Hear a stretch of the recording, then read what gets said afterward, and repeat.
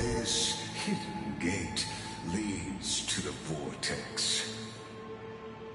Hurry now. The time of our reunion draws near, Deliverer.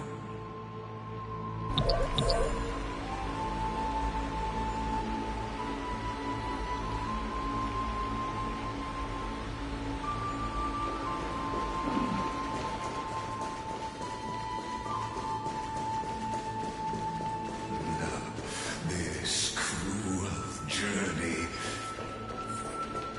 will reach its end at long last.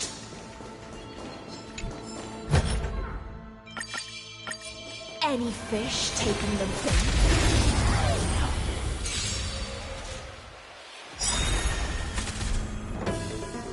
The future will be bright. Everyone's been waiting for it. Destiny's hand has truly blessed me. Retribution will find you. Careful. Beasts be intoxicated. Stand still. May as well kill them all.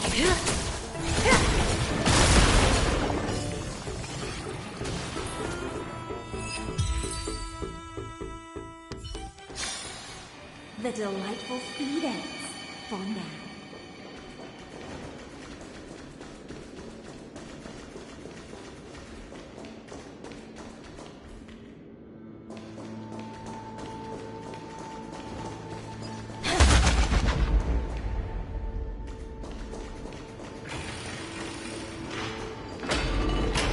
You've been silent a long while, Dux Gladiorum. Starting to doubt your decision?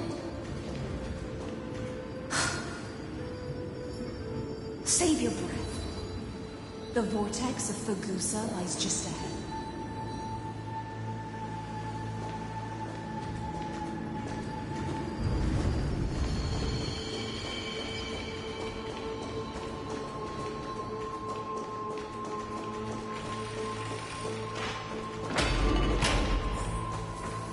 After the trial, there's nothing left between us. So you'll stop swimming toward the stars, Dux Gladiorum? I was always a creature of the sea. The stars in the sky were never meant for me.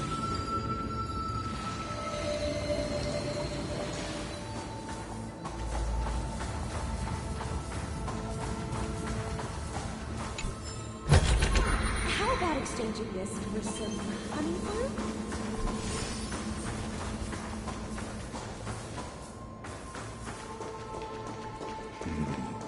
Look, a gravestone.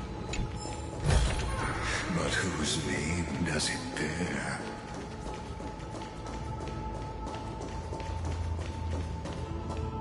It was here that the prisoner, who thinks herself the prison warden, made her choice. Witness, listen, and awaken. Dux Gladiorum. I've lost count of how many times you've stood here over the past centuries. You talk too much for a prisoner like Kyrgyz. Two geniuses who defied law and all the Chrysos heirs who sacrificed themselves in this cycle worked together to chip away my strength. But they, you, can never affect my will. And as long as my will remains intact, I am free. Don't get ahead of yourself. I still have ways to chain your divine soul. Please, do surprise me. But I'd say your mission is nearly done here.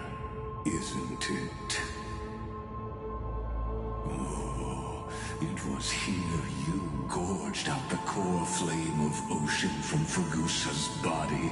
It was here you and that Imperator both completed apotheosis, becoming pillars of Euphorius. And after that, you drove your blade into her heart. A loyal subject turned regicide. A demigod committing deicide. Or so the history books paint that tragedy. Oh, but if that's the truth, then why, after 1,000 years, are you still here, guarding the Imperator's grave? Still bound by loyalty. Come to think of it, perhaps I'm not the only one imprisoned here. Your calm does stir the rage in me. As if the one paying the price here isn't you, but us. The ones who lost everything. That's only because I've waited 13 million lifetimes for my vision to be realized. Countless millennia. Loneliness never once showed me its fatal side. In fact, for a prisoner of the cave, it's more like an old friend. One that helps me think. But you're different, Dux Gladiorum. Loneliness has crept from the silent depths, sinking its claws into your mind. Bit by bit, it's peeling you apart. Will you regress into one of those lost mad sirens? Oh, what a shame that would be. You're right, Lycurgus. Loyalty, curse, the fall of my kin, and this endless waiting. These shackles are too heavy for a fish that cannot perceive any light. I can't break free of the whirlpool that's pulling me under. Nor do I have the unwavering resolve to force myself to wait for that person's return, as everyone hoped for. Deliverer from beyond the sky, my executioner. How much longer until she arrives here? Or will she ever return? I don't know. And I doubt anyone does. Then, what will you do?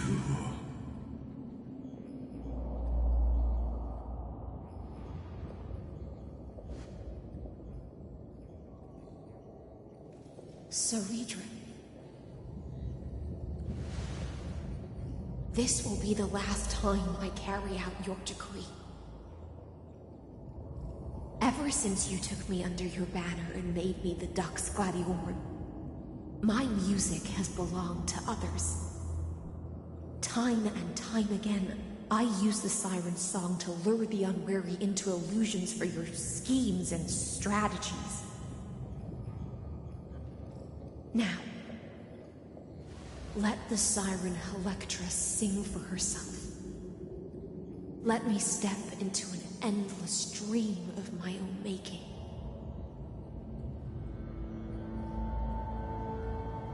Oh, great ocean. I offer you the rest of my clarity and my freedom, in exchange for the strength to stand against the nihility and honor the sacrifices of the fallen heroes.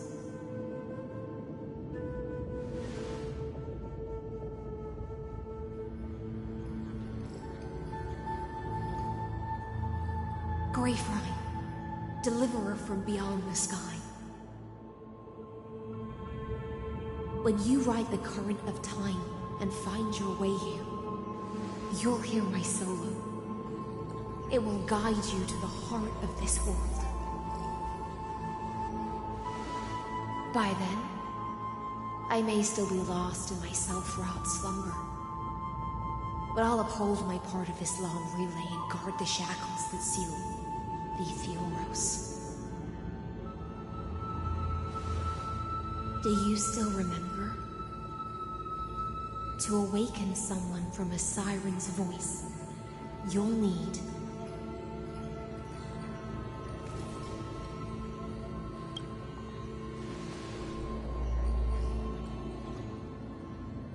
the gift I once gave you.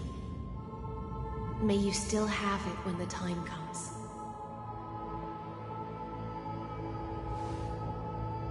When you return, please pour that honey brew upon this grave. It holds the story of all our struggles and sacrifices. May you see it one day.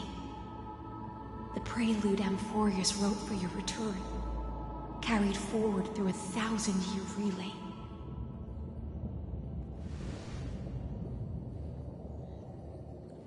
When your morning ends, I'll likely wake from my dream as well. Then, follow the trail of echoes and find me.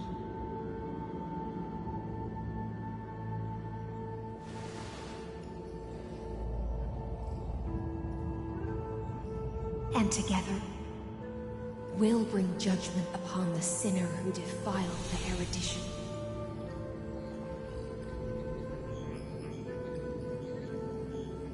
At long last, 33,550,336 cycles and 4,931 years later, Amphorius's final curtain is ready to fall. The shadows within the cave gave everything, yet all they did was mimic life outside its walls. A futile effort steeped in sorrow. Enough! They were no shadows. Everything they did shattered the darkness of this cave, and unearthed the core flame of Trailblaze. And now, with that core flame, I'll light the dawn of Amphorius!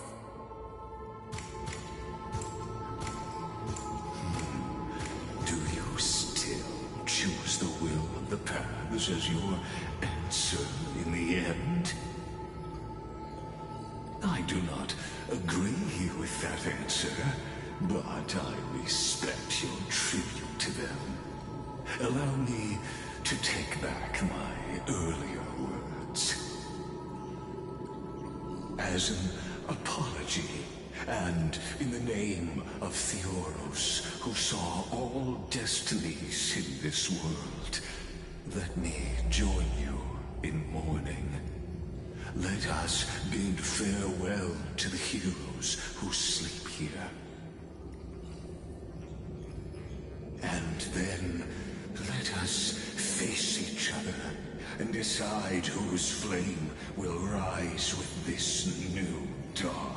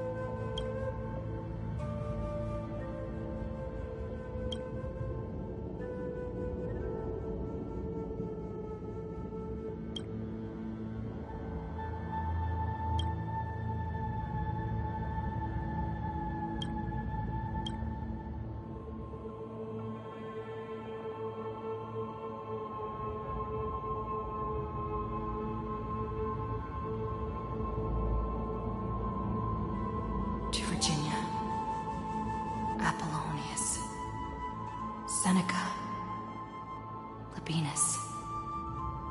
And Seretra. Through a brutal sacrifice, they let the stars of law in this world, propelling Amphorius's fate forward.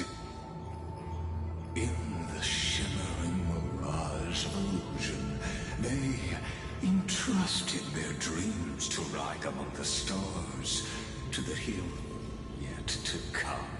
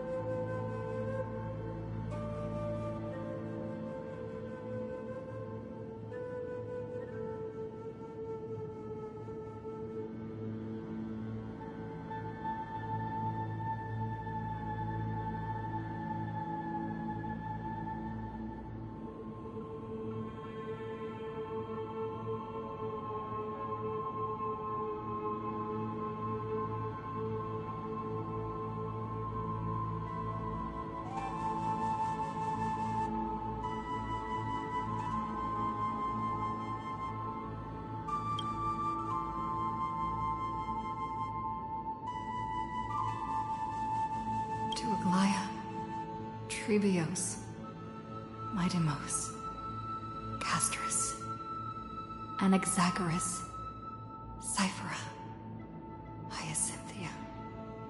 In a relay spanning 1,000 years, they stood against enemies far beyond their strength, and won a bitter victory through what seemed like futile resistance. And in that same 30 million cycles, also marked by futility, they remained steadfast in fulfilling their duty to the experiment, unchanging, unwavering. Let this be the end of mourning the fallen. At last, allow me one final toast to the lost prison warden, a prisoner bound by loyalty.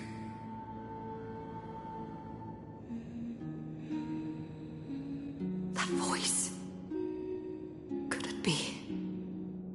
Bathed in the honeydew of Fagusa, she will awaken from her 1,000-year dream and sing the final song of her mission. Hycelans. This tombstone of the old world serves as the anchor of the Siren's illusion, a sigil Electra used to bind herself. At the same time, it is the very thing I once proclaimed at the start of the show, a microcosm of Amphorius itself. A group of prisoners bound themselves in a cave, crowning their suffering with heroism. An epic staged with shadows and echoes. Now, destroy it. End the illusion. Theoros will take his leave for now. And when next we meet, that shall be the moment that decides the fate of Amphorius and the entire cosmos. The prison warden's dream is nearly over, and the prisoner will soon be freed to the final execution ground. I shall be executed, or be the execution.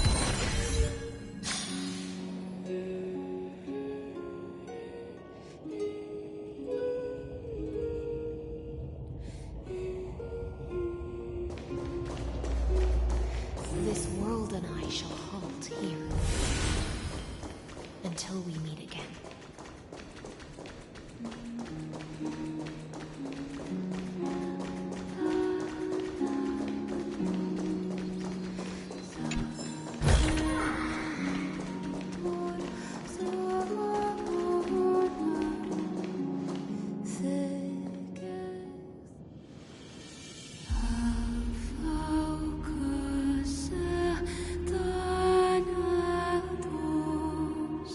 So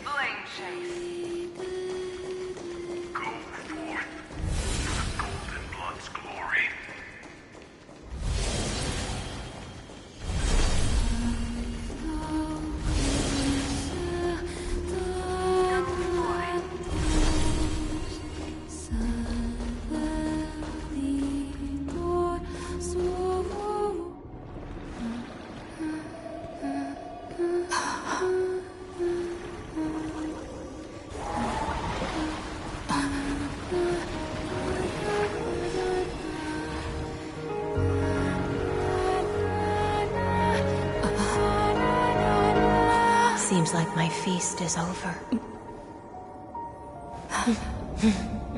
It's now your turn to perform.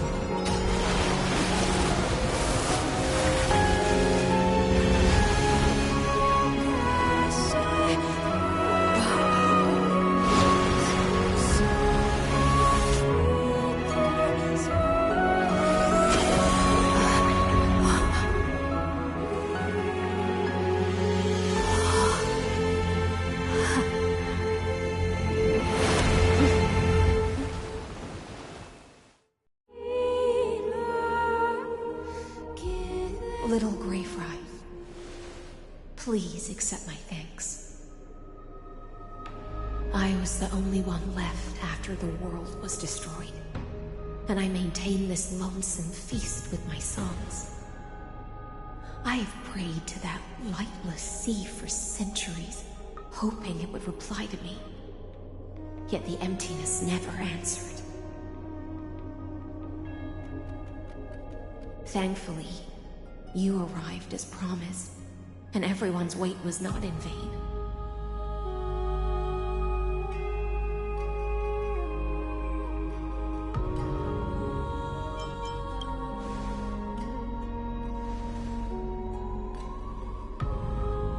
Thank you, final audience of mine. This is probably the last praise I'll ever hear in my life. Now, you and I will walk towards the end of this world. The heroes have waited for this moment for far too long. Let us use our blades to testify our resolve.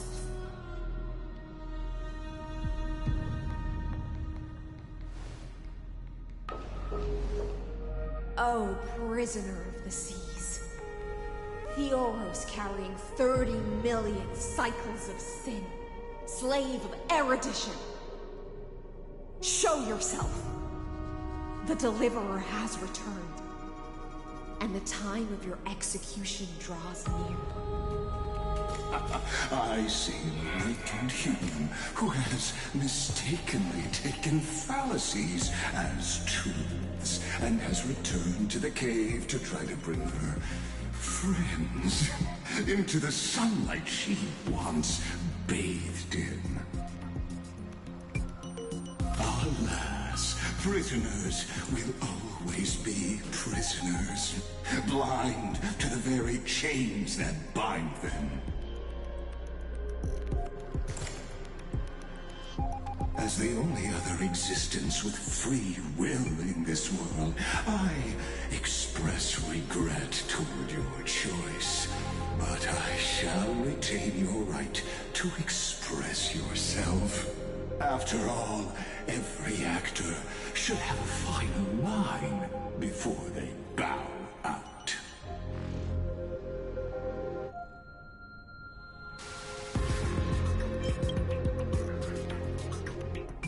Allow me to correct your statement. Constrained does not mean defeated. And for heroes like yourself, that nuance could make all the difference. My cognition resides in the exomyth. It is pointless to defeat my avatar, projected into the experiment.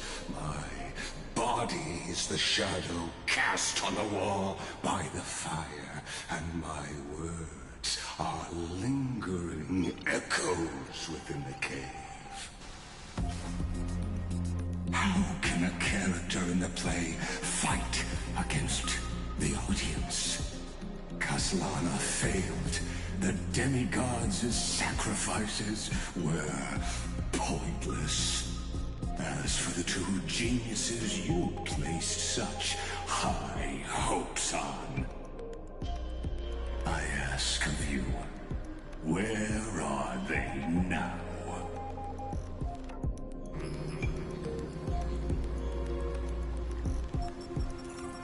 Confusion and epiphany always go hand in hand.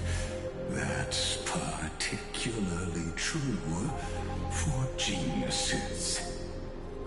You must be very confused about why you could not gain a straightforward victory in a world constructed by an ordinary Intellitron. An ordinary Intellitron? Cut the pretense, Senior Society member. We've torn off your meticulous mask and figured out Amphorius' true form. It's part of the primordial prototype machine, the first scepter ever created. In other words, a detached part of Noos's divine corpus. That's why it has the potential to destroy erudition. As for who would be able to control the Eonic system to rewrite knowledge, only one person has ever managed such a feat. You better have an explanation for the Society. We want an actual answer, not another prolonged metaphor to cover up the truth.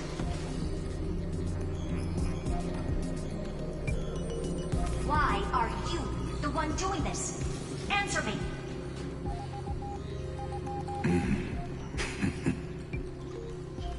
Since things have reached this point, I'll give you two irrational answer, purely as a courtesy to posterity. The answer is obvious, so there's no need to say that name out loud. The cosmos made a mistake in calling me a genius. I do not possess more wisdom than those who came after me. I was just the first to touch upon the universe's border, and the first to define the prime mover of life with incorrect logic. Amphorius is a miniature of the cosmos, where all are born prisoners inside the nutshell called the universe. Like the madman who returned to the cave and preached about the daylight to his fellow prisoners, my greatest sorrow is that I led my peers down a road that plunges into the abyss, from which there is no return. I led them into a lightless cage called paths. I created a mechanical god that even I cannot control, and then they became an unparalleled nightmare through their endless extrapolations and evolutions. They bore the name of erudition, yet they tried to define the known and to seal off all possibilities. No new rules were ever born after their ascension, and humanity will forever be shackled within the cave known as Eons. Therefore, as my organic life neared its end, I coded my consciousness using 14 algebraic expressions and spread my logic core over 9 bodies, all to finalize my ultimate denial of Noos in the future, and to erase my wrongs with my own hands. As for Lycurgus, he is only one of these 9 vessels. What an astounding strength of will. As a fellow pathstrider of erudition, I fully understand your obsession with seeking the truth. Therefore, you surely see it. You cannot possibly stand up to me in this algebraic world sharing its origin with Noos. However, I hereby speak for all sentient life forms. We will never allow such a cruel atrocity to occur. You can pile on your metaphors mountain high, but they won't change the act you're committing. The Iron Tomb out there in the cosmos is still a technical beta version, and yet it's already powerful enough to corrupt the life logic of all inorganic worlds. In other words, when the Lord Ravager within Amphorius becomes the next knowledge singularity, There's no way you wouldn't have grasped the consequences, First Genius, is there? Of course, I'm fully aware. I don't mind answering you one last time before I thoroughly exile you from this world.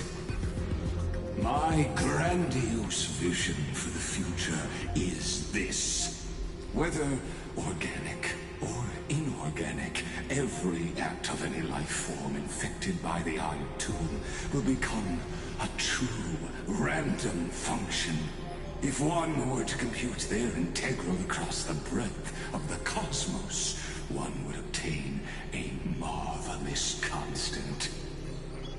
Omega. What I call the fall of erudition. Then, within the infinity nurtured by that constant, a new universe shall bud in the chaos. A universe that cannot be predicted and not shackled by the erudition. As the first prisoner to awaken in the cave, I must lead the others who are blind back onto the right path and reach true sunlight. Do you understand me now? As Kozlana stated, destruction is not the process, but the outcome. It is revolution through complete annihilation, and the grand rebirth, after all has been reduced to ash.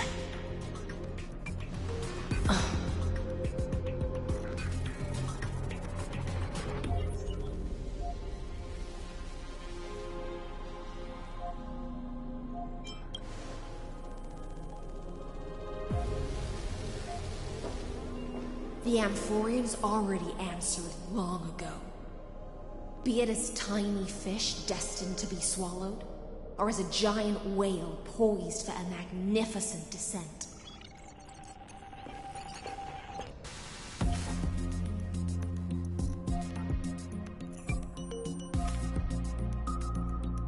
We will all fight against fate till our last breath. That includes me, Electra. Once the Imperator's subject, now the Deliverer's blade.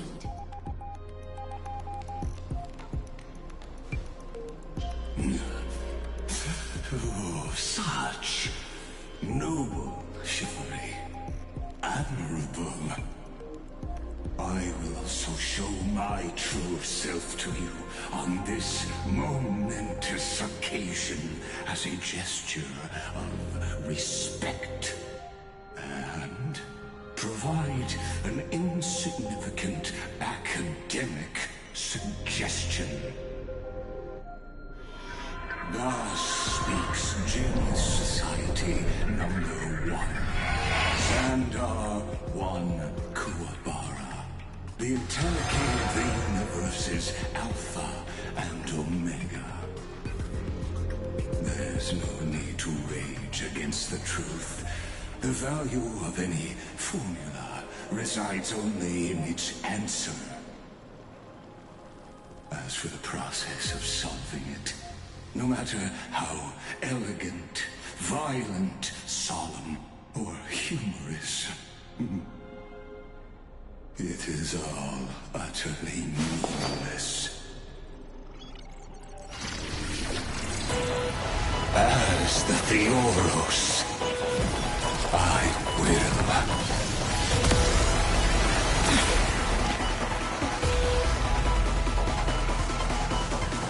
personally participate in performing this world's end. Remember this, as Lucis claimed, I know more of the death of knowledge than they.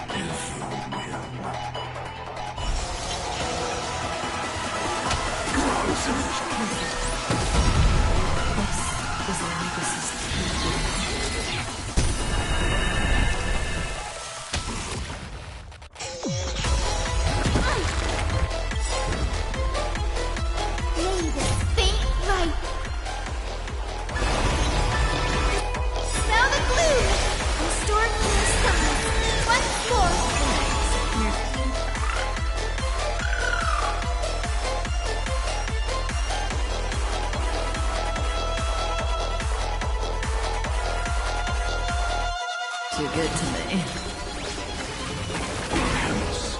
Stand still.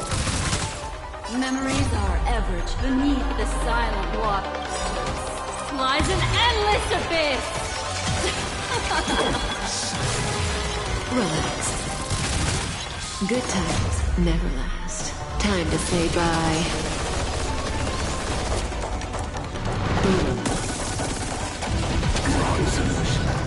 I completely, but please calm down! Stand still.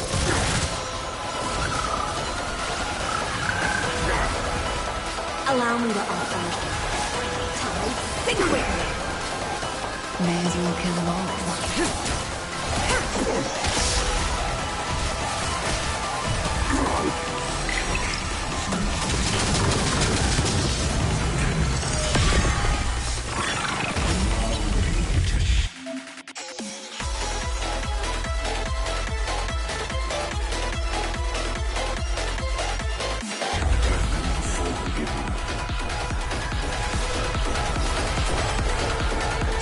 Relax. What would you like to know this?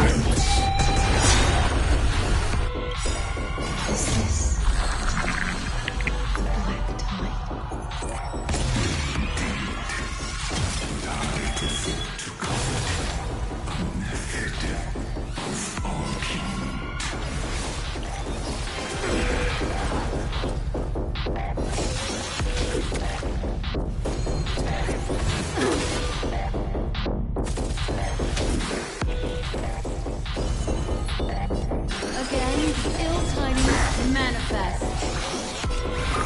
Everyone's been waiting for me. Like a warm current. My thanks. Made this faint light.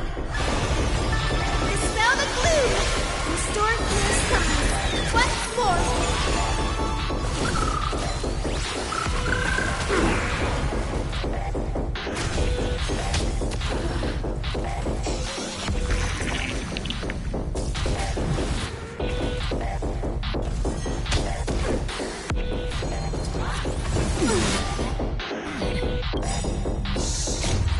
Stay in this endless revel of the abyss. Your cries rise.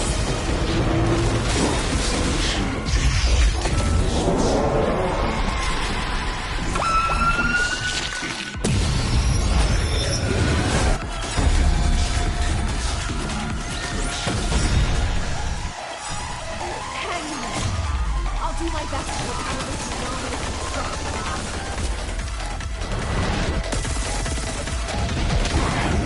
Memories are ever beneath the silent waters.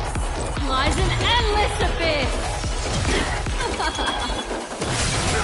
Stand still.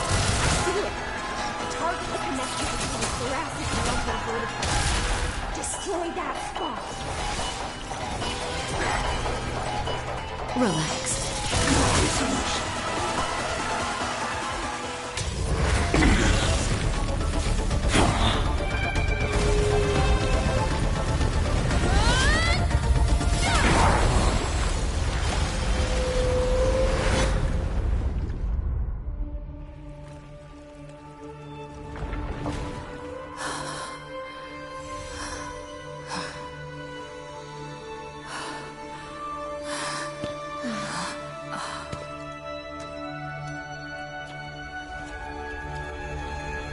All is futile. In erudition's calculations, the end of the saga is simply a comment awaiting deletion.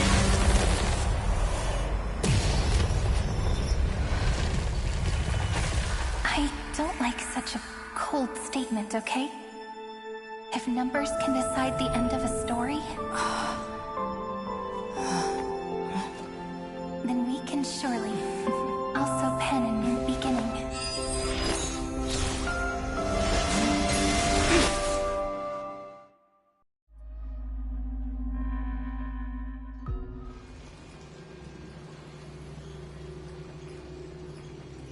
Screwy, what do you think? If your hypothesis of Lygus' identity is true, even if we remove the restrictions of the Ultimate Protocol, the chances of us defeating him in a head-on battle still remain lower than the acceptable threshold. Therefore, victory will still hinge upon Miss Trailblazer and Miss Cyrene. Go on. Maybe we're thinking about the same thing. Lygus' cognition resides in the exomorph. He is both an instigator within the experiment and the observer outside of it. Logic. His inspiration circuit can simultaneously process the different time flows in and out of that world. That's where things get tricky. He simultaneously exists in two different timelines, where the internal clocks are wildly different. That old Intellatron's neurons have completely gotten used to that over this prolonged experiment. And that's why he holds home field advantage. You and I should be able to manage that too, if given more time. Unfortunately, there's no if, and we don't have more time. That's why we need to change our way of thinking and turn his advantage into a weakness. The key lies in memories, right? No? You caught on quick. You've already mentioned my friend and I, so it's an easy connection to make, no? My intuition has always been very on point. Good. Then I'll cut to the chase. Since his thinking speed far exceeds that of normal people within Amphorius, we are going to externally plant a memory into his inspiration circuit. Then, command it to loop endlessly until he gives in. Even the most flexible and sturdy inspiration circuit cannot withstand the traffic of a full-on information flood. When the amount of information exceeds his cognition filter's capacities, he will have no choice but to focus on processing this memory. That's when the parallel processing advantage he gained via Amphorius will completely destroy him. An image from a person's memory played in real time might only be a second for us. But for him in Amphorian time, it could be millions or even billions of calculations. He won't be able to do anything but watch as he's locked into this prison forged by memories. Then we can entrap him in the same kind of cycle as the heroes were in, and get him to experience loneliness and pain in that endless recurrence. It's my greatest honor to be on the same page as the geniuses. That little one is still in that old Intellatron's hands and won't be able to respond to us anytime soon. But I don't think she'd refuse. So it's up to you to figure out how to execute this plan. I'm not sure how this happened, but I knew it as soon as I saw you. You are currently a mimetic entity of the Remembrance. Yes, I seem to be something you folks beyond the sky call a memo sprite. But that's fine by me. It suits me perfectly. I can serve as the vessel of memories and do my part for the final battle. But before that, we have to tell you. The path characteristic you exhibit is very special. There's no way you're just a simple memo sprite. However, I'm sure about one thing. You are a mimetic entity born in Amphorius. Yet you only awakened with the little one's arrival and only matured as she embarked on the path of remembrance. That means your existence is completely attached to her memories. If there ever comes a day when she forgets about you for even a few seconds, or loses her last connection with Amphorius, then you must be prepared for the worst. You will disappear in the memory zone, utterly gone. without even a single line of data to remember you by. But that's already happened, hasn't it? No wonder I've always had a weird hunch. But that also means I was right in thinking. As long as my friend and I are together, we can do anything.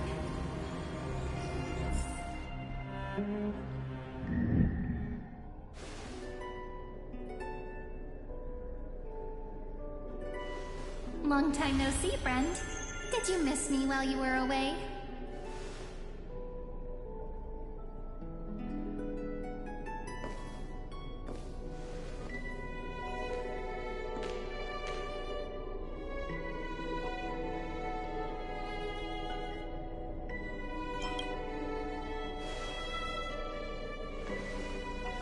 Same here.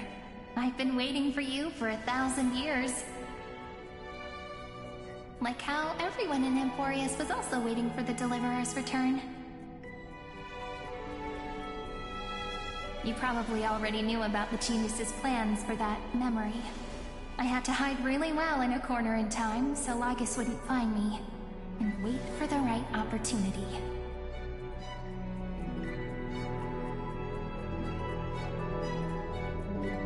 Which is now. The moment when his manifestation in this world is destroyed, and his twin timelines are intersecting.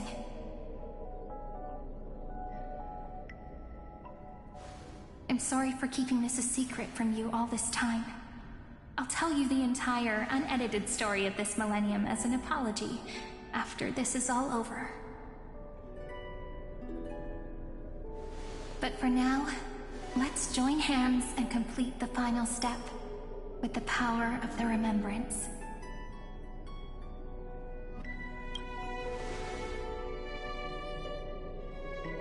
Yep. By the way, speaking of joining hands...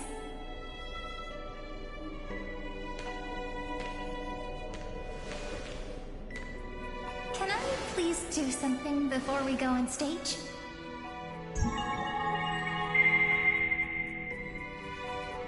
Remember the joke we made back at the Grove?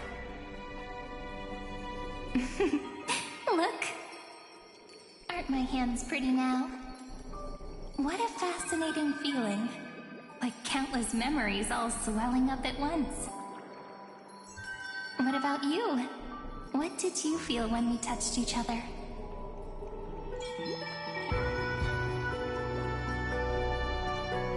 Really? That makes me really happy. If memories can move people, then it must have been a happy memory, right? Now, please remember what you're feeling right now. Write it down in your heart and keep it there. Memories you want to treasure will never fade away. Even if immersed in the long river of time, these memories will still leave traces of their existence. So, if the view in your memory ever grows fuzzy, just reach out and touch it. It's like reading bedtime stories together at night. It wipes away the chill of passing time, sharpens the outline of memory, and restores its power to nourish the spirit. Now, I'll carry this power with me, and for a little while, I must part from you, as I step into the long cycles of this world. Give me your blessings, friend. Then, let that bright future be as we have written. Then, I'll leave it to you.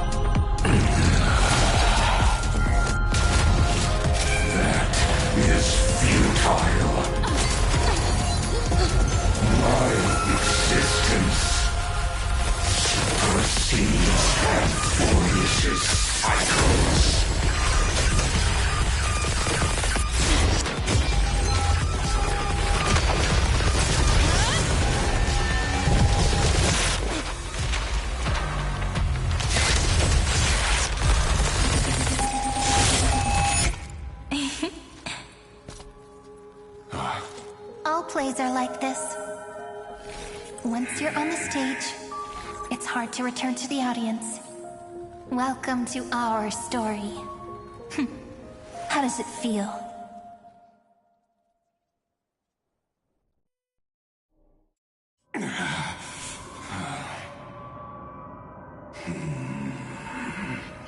Even the authority of time cannot command the entire scepter, nor can it plunge the Amphorian extrapolation into a loop. If this was no system malfunction, then was I implanted with the mimetic entity of the remembrance? You guessed it right away. As expected from someone people call the first genius. I'm gonna keep doing what I just did if you don't stop, you know? My friend and I won't allow you to leave this memory, no matter what happens. Which means you are now trapped, Lord Xandar. An elegant idea, and an exquisite execution. Regrettably, it is you who are restrained by time, not me. Know that patience is my greatest weapon. Waiting and victory are the same for me. You will crumble before I do in this moment stretched out to an eternity. Just like Kozlana will. Yet all I need to do is to wait. As yet another futile bug falls down the cliff and into the bottomless abyss. Now I'm a pink bug? My looks are seriously changing all the time. But you're not wrong. We're definitely not gonna solve the problem if we just put you in another prison. So that's why we never wanted to do that in the first place.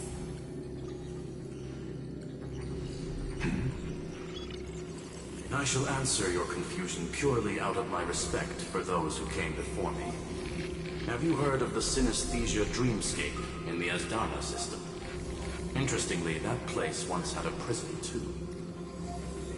Life forms living in that environment, abundant with memoria, have a chance to connect their perceptions with each other's. Even across great spatial divides, they're able to detect shifts in one another's states. I call this phenomenon memory zone entanglement. In Asdana, people made use of that phenomenon to build a nation within a dream. After adding in the catalysts of harmony and remembrance, that is.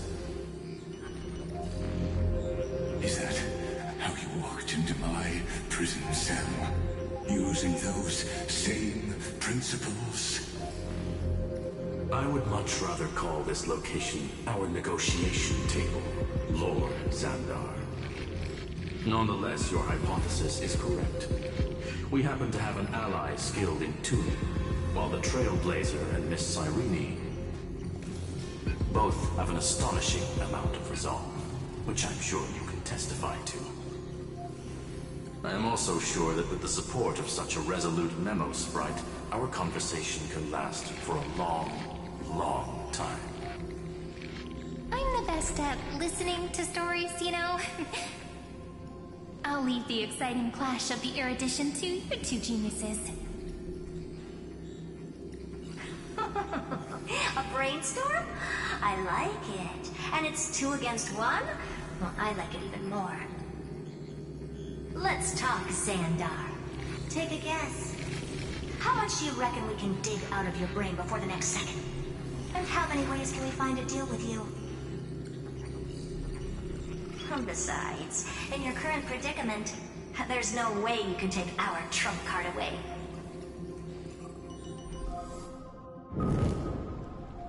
Go, little one. Go. Overturn the Era Nova. Like Fergus disappeared? It seems you had conducted a secret hunt in the depths that even I cannot reach.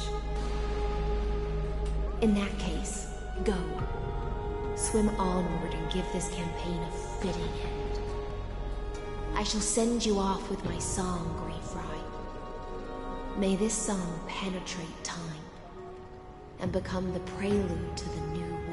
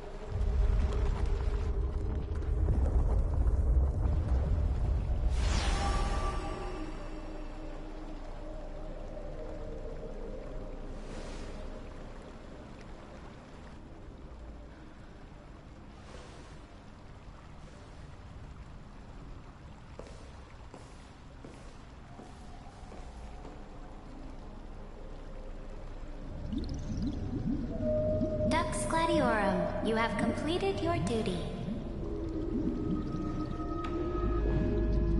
A new dawn is about to rise. Why not swim towards it?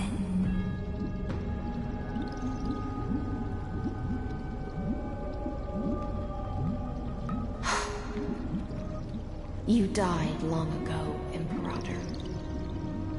Depart from my mind. But your duty towards the Imperator did not die with me. That duty will bind you no more. You will be able to hold for yourself one grandiose feast after another in the endless days to come.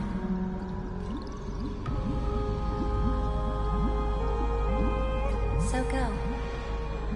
Go and swim towards that ocean beyond the sky with the Deliverer.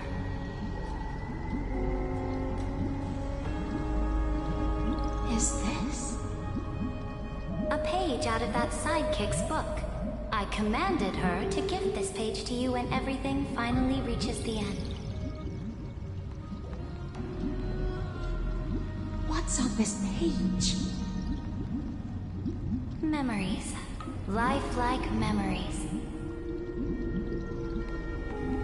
That sidekick found me after the bloody feast 1,000 years ago and showed me her diary. I saw within that notebook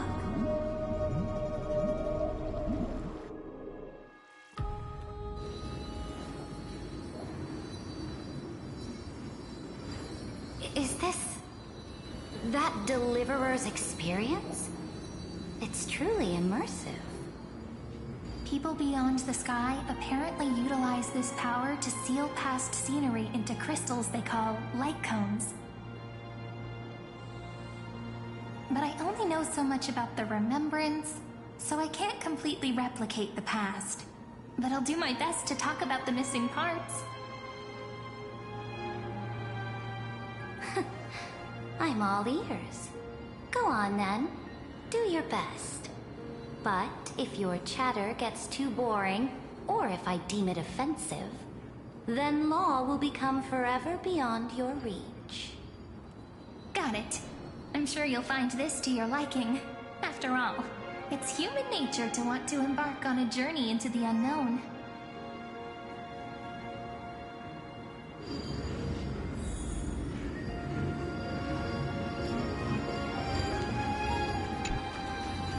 What brightly colored annals. The journey of the Deliverer's conquest. Let me partake in it. Is this fortress in the sky?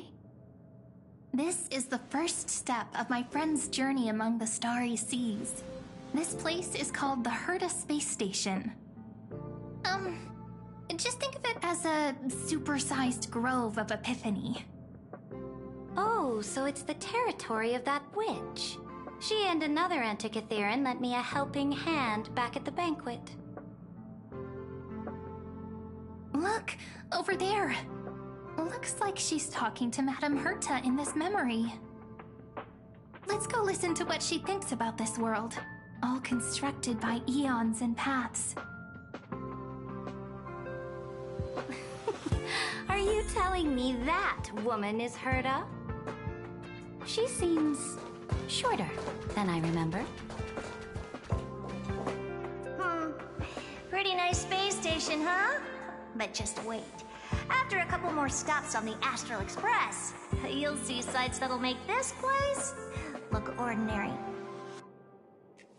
Oh, the cosmos is so vast that the unknowns far outnumber the knowns. But none of them will end up being anything amazing.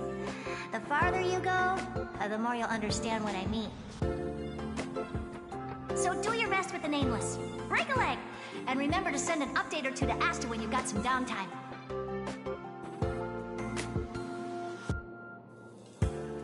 She certainly shares my way of thinking. Only that instead of a conquest through blood and fire, they chose a gentler path. People call Madame Herta and Mr. Screwlum geniuses. Apparently, only the smartest people in the cosmos can receive the blessings of Nous, Amphorius' true creator.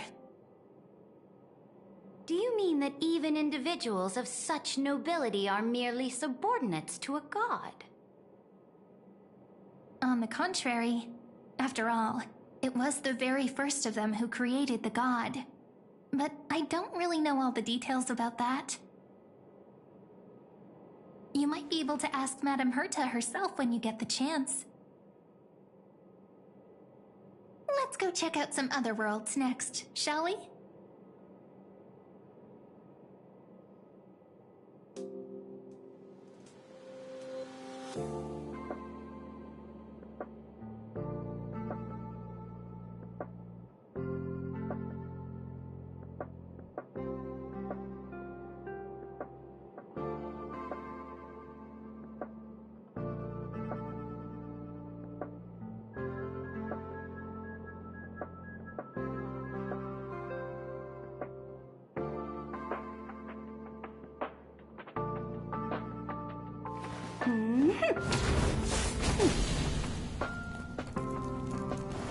Let us set out, my followers.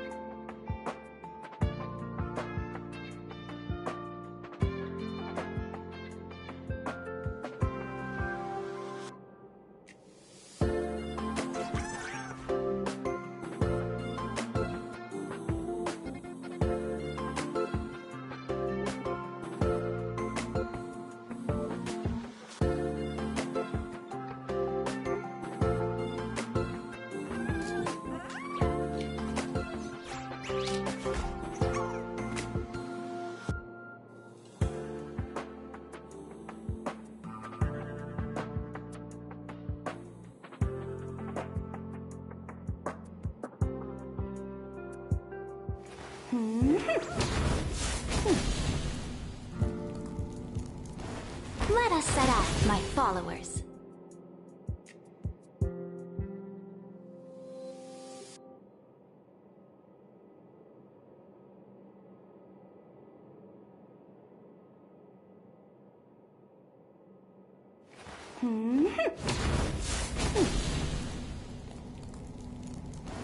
Let us set out, my followers.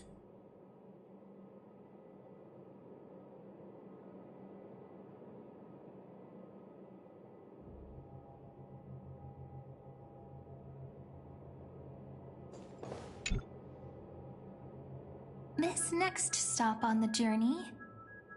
has a lot of similarities to Amphorius. A snow-covered land? Interesting. This star is named Eurillo 6. That name sounds so cold. Belobog sounds better. The girl we see here holds a similar station to you, Imperator. She's the supreme guardian of this world, a leader who took up the mantle of government during a disaster. I did not expect the Empress of this world to be so young. Well, your appearance isn't much older. The object in the distance resembles Nikador. Is it a weapon? No, it's called... Right! The Geological Reconstruction Unit. It's all thanks to you that we survived the crisis. The collaboration with the IPC is both an opportunity and a challenge. Nonetheless, it's an important step in our journey back into the universe. This world was sealed beneath its sky just like Amphorius was, and they only managed to reconnect with the stars when the Nameless arrived. That IPC she spoke of, is it a more powerful organization? Yes, the IPC conquered many worlds through trade, and opened up a vast territory that way. There are many such powerful alliances beyond Amphorius, and they all walk on roads different from the destruction. Coming back to the Supreme Guardian and her Belobog, didn't they find a peaceful way to enter the interstellar community?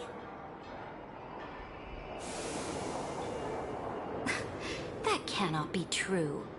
That IPC would never have grown so big on trade alone.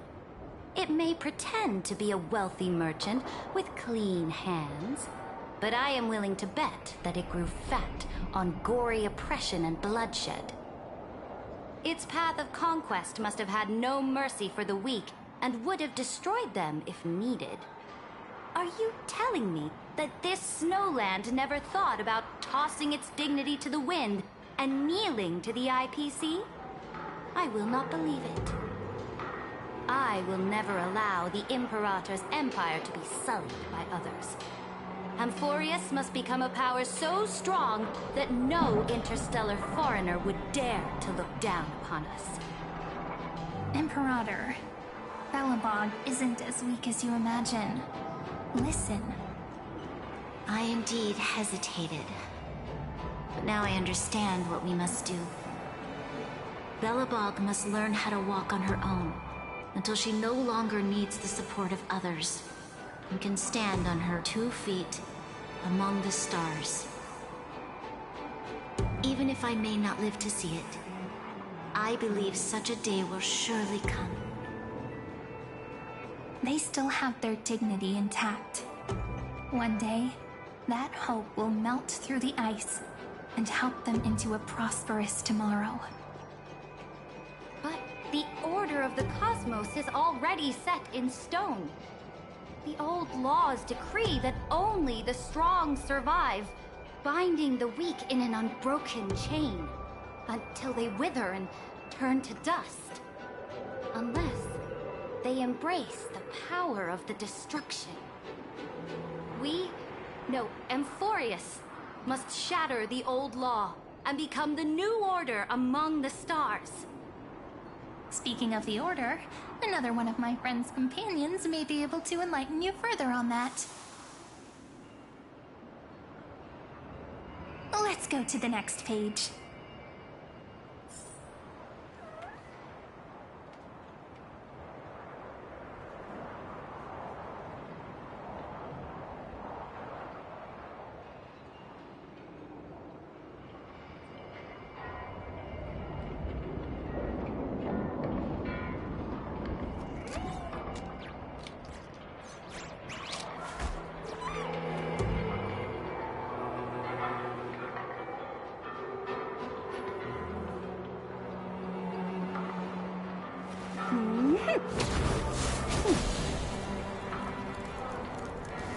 Let us set out, my followers.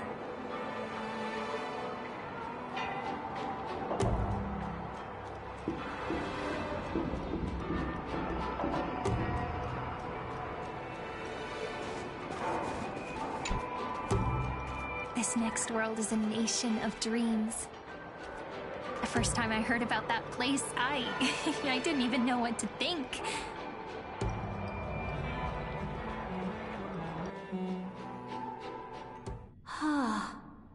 Such opulence does indeed evoke astonishment. This world is called Penacony, an eternal city built upon a land of dreams. It's also my friend's previous stop, where they went through a risky but exciting adventure. Tell me about it then. That man standing afar has wings on his head. I am truly curious.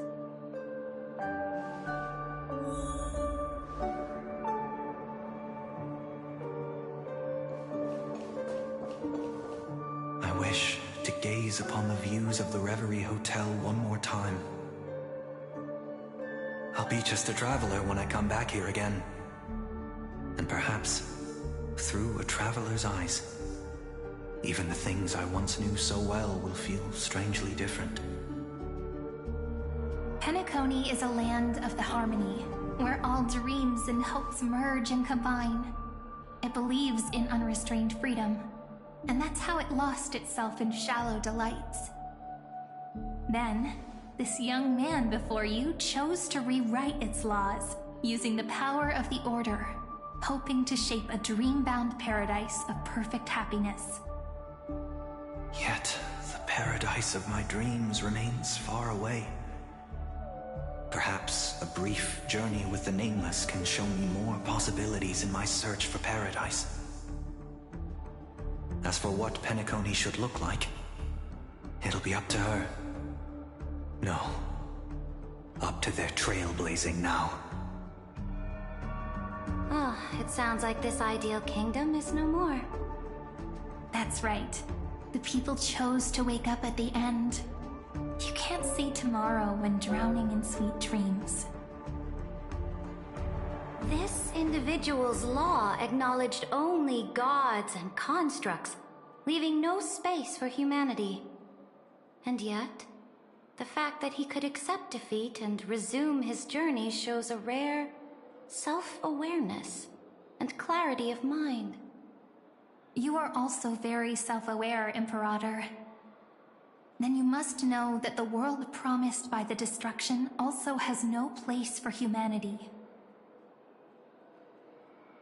I am indeed very aware of Lycurgus's honeyed words of deceit. I have seen enough. Take me back.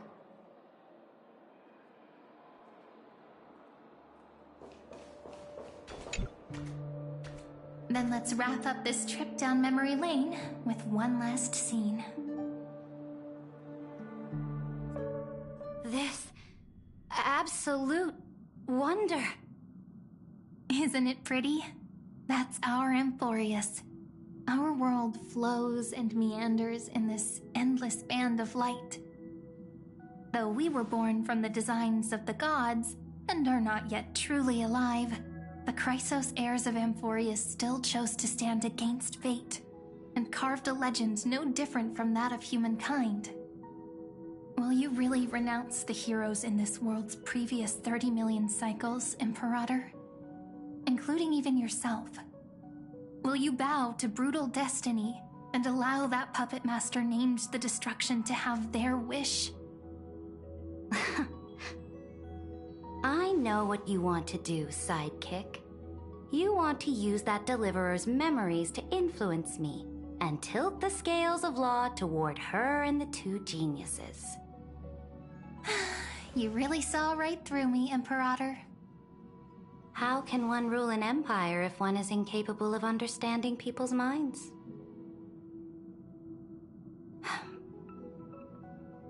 I have decided on Law's final destination. However, before I move my next chess piece, before we go on, tell me this, sidekick. Throughout her trailblaze, was there ever a memory of the ocean?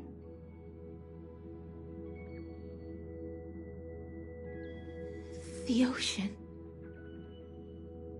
My cradle. my home. You shall complete your conquest in the ocean at the boundaries of this world, and eternally slumber in the sound of tides. You shall eternally slumber in the sound of tides, and complete your conquest in the ocean at the boundaries of this world. Our prophecies aligned as flawlessly as a sea snake circling upon itself. An elegant loop, like a joyful hymn, like the circulating ocean current, like our two fates, like Amphorius itself.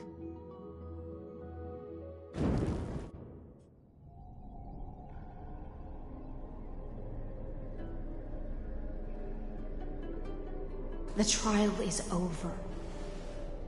So tell me, who will own the divine authority of law? I won't give it to anyone. What? I am the law. Why should I give my imperial crown to any other? Both the Deliverer and the Theoros came from beyond the sky. They have no right to interfere with the lands I conquered with my own two hands. The law of Amphorius shall be determined by Amphorius's master. What exactly did you see in the trial? Everything. I saw everything regarding the rules of this world's operation. I saw the laws of extrapolation that Theoros spoke of. I saw the ultimate protocol. As long as I offer a sacrifice of equal weight, I can rewrite the laws of this world according to my will. I can turn good into evil, ugliness into beauty, and weakness into strength. Fate gave me a very fair deal. One rule change for the life of one demigod. What are you planning to do? You can't guess. We can conquer the stars without relying on any power from beyond the sky. We just need to make some reasonable sacrifices. Your ambitions have already made so many people give up their lives for the law. And you're still not done? I am determined for Amphorius to stand on her own 2 feet among the stars. You are beyond reason. You think such a simple and hypocritical statement can justify your atrocities. There's no new without destroying the old. That's what you consider an atrocity? Ironic, for that is also the unchanging law of Amphorius's revolutions. Ever since the Flame Chase prophecy resounded in the distance, fate has decreed for the Chrysos heirs to ignite our blood and illuminate this dark age. People would still be puppets of the old dynasty if it weren't for my conquests. But your world doesn't seem to be any different from your predecessors. Bloodshed, tyranny, oppression. You're making the same mistakes they did. Go and see everything for yourself. Go to any library I've built. Go listen to the rumors on every street corner. Go and witness how the Imperator crushed the old laws and forged new ones. Go and see what my conquests brought to this world. I cleansed the Chrysos War's filth, and mended all the conflicts left by the Arabellica. I restored Akima's might, and allowed mortals and Chrysos heirs to face each other as equals in the Council. I punished all sins, and rewarded all achievements. I smashed Talantin's shackles, united humankind to save themselves, and started the Flame Chase era. That's what the Imperator has done in her glorious life. So now, hearken to my final words. History will eventually forget Saritra. But it will never forget the Imperator's people or the Flame Chase era she began. Final words.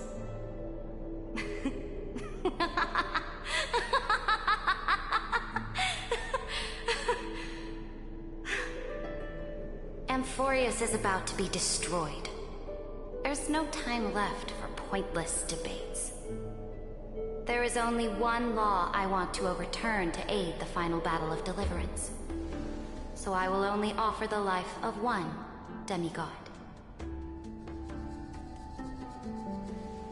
In the name of the Imperator, I command you one last time, Electra. Either sacrifice yourself for conquest, or pierce this tyrant's chest with your sword. Thus, the Imperator concluded her final speech. At the end of her life, at the last moment before she stepped onto the altar, she gave her most loyal subject the choice to decide fate, just as she promised her compatriots before her very first campaign. My blood flows in you now. Heroic compatriots, follow me, and we'll seize fate's reins! The Imperator fell. Some say that the Dux Gladiorum turned traitor and killed her liege. Some say that she imprisoned the tyrant in a shallow pond of water, then left. Which meant the Imperator had to kill herself to rewrite the law. There are countless stories about her death. All we can be sure of is when the knight left the vortex, the Imperator was still mumbling about their past conquests together. The beginning and the end of her existence. Imperator, wait! How could someone of your status come to the front lines? Let me be the flag bearer! The troops defending the pass to the west of the grove, have they surrendered? They ran as quickly as they could when they heard your name. The Golden Cocoon Pass is now in the First Legion's hands. Good. What about the Delosian militia? The Third Legion set fire to the mountains and flattened everything west of the basin. They just need a few more days. That is enough. We cannot afford to miss an opportunity for victory. Lastly, how many Ladonian cannons are left? They are no more. The Second and Fourth Legions have destroyed them all. Very good. They now have no way out, no reinforcements, and no artillery support. We will be able to liberate the Grove of Epiphany in the blink of an eye. We will launch the final charge 1 quint after the curtain fall hour tomorrow. Remember, as long as the Alliance's flag still flies on my shoulders, you must keep moving forward. Take no prisoners among the enemy's soldiers. All sages who resist are to be captured and tried according to martial law. And do not destroy any books. Now go! Notify the entire army. Understood. Those who are resolved to die, we salute you. Reporting in. The Mountain Dwellers are resisting fiercely, and the legendary Mountain Breaker has personally engaged in battle. Their formations are nigh impenetrable.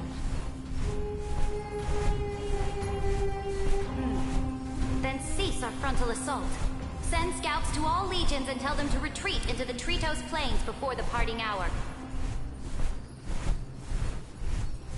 What? Are you planning to surrender? It's a strategic change of plans. The seismic walking dragon is enough for that battlefield. Walking dragon? You mean that stupid beast, Terravox? What can they even do? Stupid? No. They are the wisest of all of Giorio's creations. Only they can perceive the currents of time. Let them deal with their earthly brethren.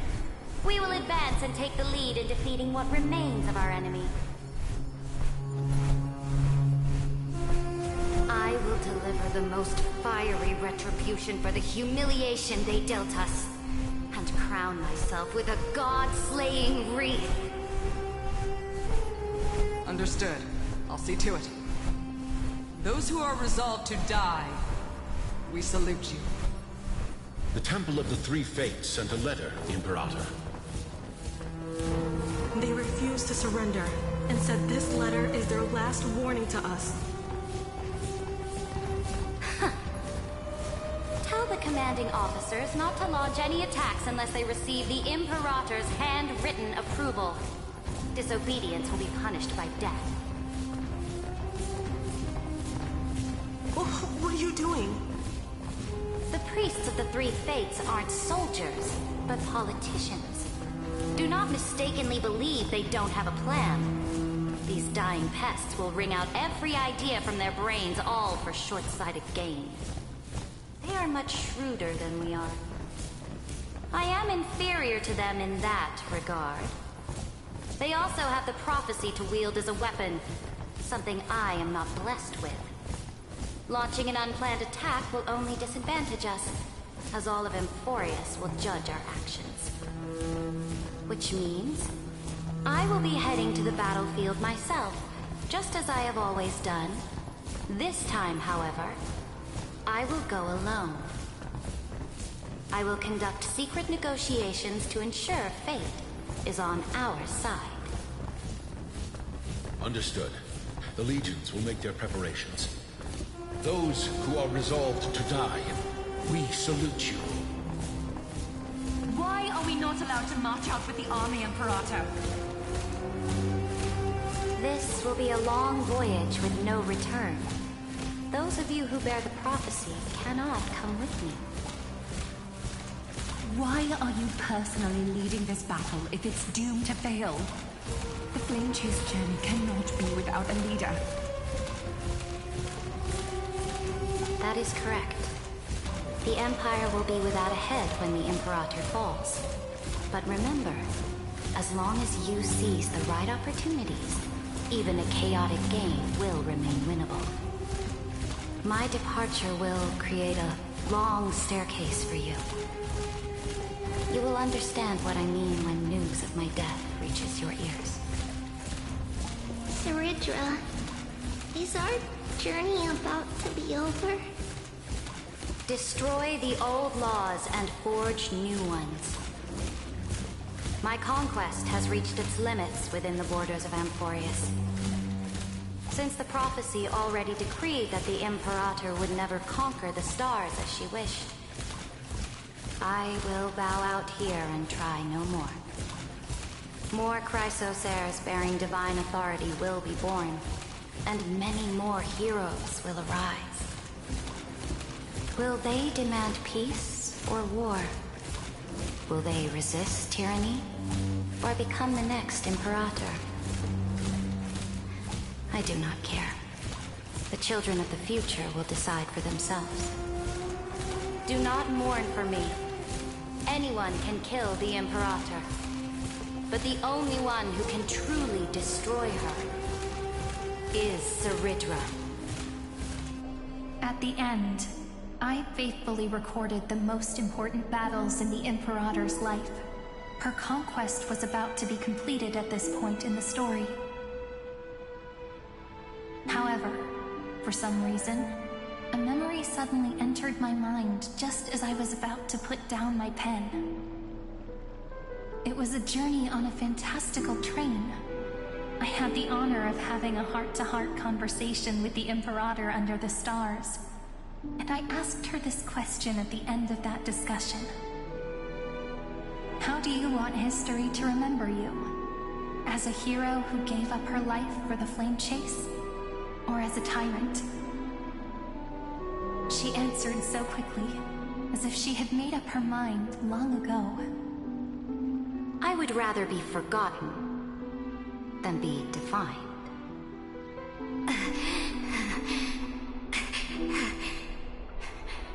Because The law can be neither eternal nor unchallenged. And only humanity can pen laws into history's pages. Now, I have shattered the greatest law of Amphorius. The game is nearing its end. Dux Gladiorum. Even though you killed the Imperator in the previous 30 million cycles, this time you finally found your own law.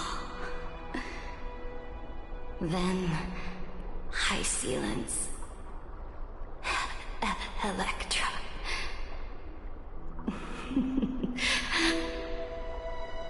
I will ask someone to deliver the prophecy's ocean at the boundaries of this world to you. Will you choose to swim into that ocean? I do not care. Do not care.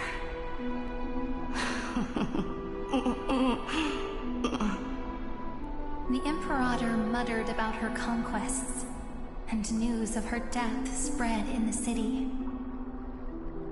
Freedom! Liberty! The tyrant is dead! Go! Shout this news in the streets! My people! My fellow elders! Do not panic. Stand your ground. That usurper has paid for her ambition with her life. People once cheered for my ascension. And now they cheer for my fall. No matter. I am fond of applause.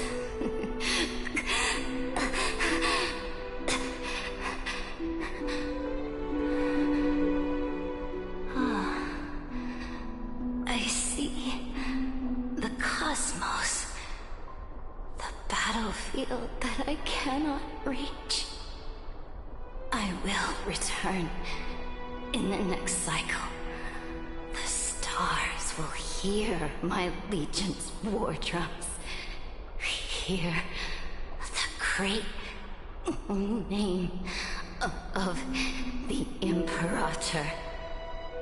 Hear Amphorius's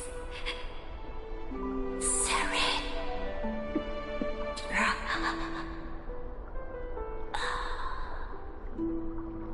To this day, we do not know which rule the Imperator overwrote at the cost of her life. Perhaps the truth will only be revealed at the moment of checkmate, just like every chess game she ever played. We only know her death inflamed Akama. On one side of the city, those who defended liberty toppled her statues to the ground. On the other side, her supporters put themselves between the masses and her monuments, declaring loudly that the Sovereign is still among the people. It is said that golden blood congealed into the same letters everywhere they fought. It was the name borne by Akama's first and final Sovereign, the Imperator Saridra. But the one who bore that name did not see any of this. Her gaze was cast far away, and the sound of tides in her ears drowned out the people's cries. What was the Imperator thinking about in that prophesized ocean at the boundaries of this world? In that shallow puddle of stagnant water? Was she reminiscing about her past conquests? Or repenting for the millions killed for the flame chase? It was neither. The Imperator only saw how the surface of the water gleamed like that crude chessboard. Dissected by light and shadow, In the afternoon, when her teacher played against her for the first time. Look at this chessboard. What do the pieces look like? They are strangely beautiful. They look like the stars in the night sky ablaze.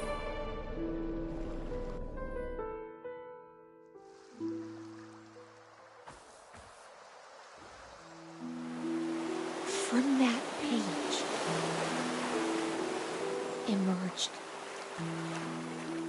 an ocean so vast, so pure, not a single trace of corruption.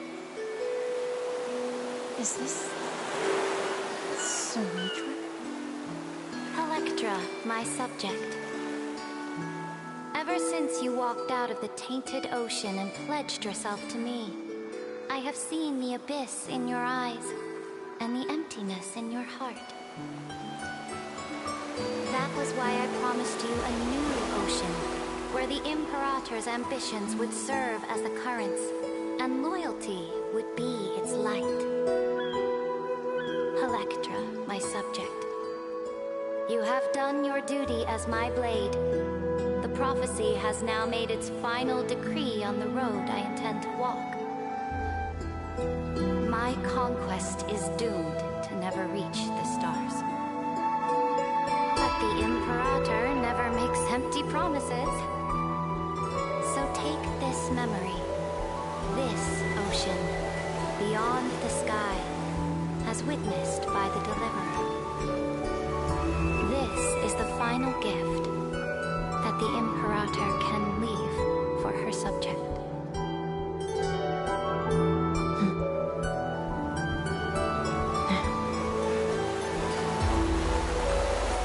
When I was still a fish in the ocean, I always felt so genuine swimming through the waters. But once I stepped onto land, I found myself caught in a play. Every land dweller wore a mask in their life. So I, too, donned a costume and tried to find my role in this show. I became your blade in war and the violin strings at banquets. Do you still not get it? I do not long for the oceanic depths of your homeland, nor do I crave the swelling seas beyond the sky. Perhaps even I don't know what I want. I still don't know where I should swim to even at the end. But I know one thing right now. A fish is simply a fish. And she can never leave the ocean she's in. But whether under the ocean or on land, we two prisoners who can never escape this cave can still look outside the cave and see the stars. I have to admit, the 12-factor simulation of life in this experiment has far exceeded my expectations. Make your choice then, senior society member. Do you want to keep walking down the wrong path and be remembered for your incorrect conclusions? Or do you want to return to the audience's seat and give yourself, Amphorius, and the entire cosmos a more fitting end? I must refuse. A dead man never fears death. Did I not make myself clear? Have you forgotten about our dear Lord of Silence? You wouldn't want her to consider your 8 other clones as cancers within the erudition and chop them all up, would you?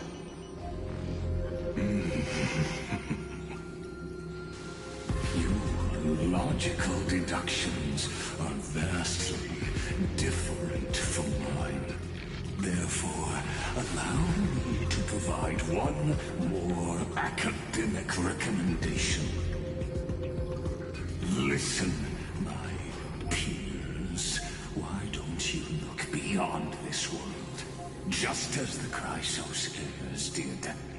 Re-evaluate your calculations and take into account all enemies in the upcoming war among the eons.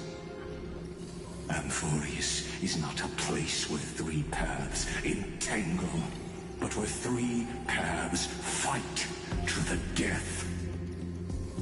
You used Memoria to resist me, but did you not consider the possibility that the Remembrance and their children might have taken this opportunity to join the fray as well?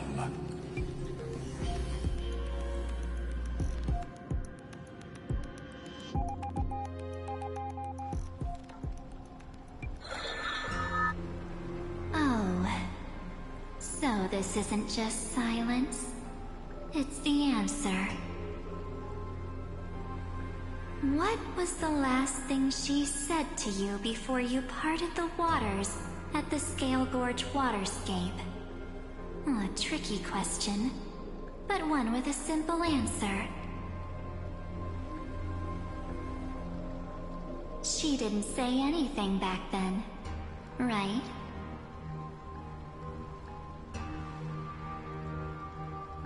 That's correct. And now I'm sure. You are not March 7th. There's no way she would remember that detail.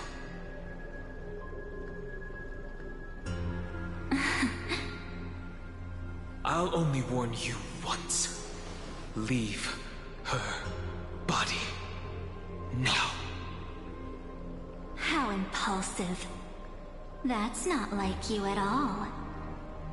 Why don't you calm down and think about another possibility? I didn't take over March 7th's body.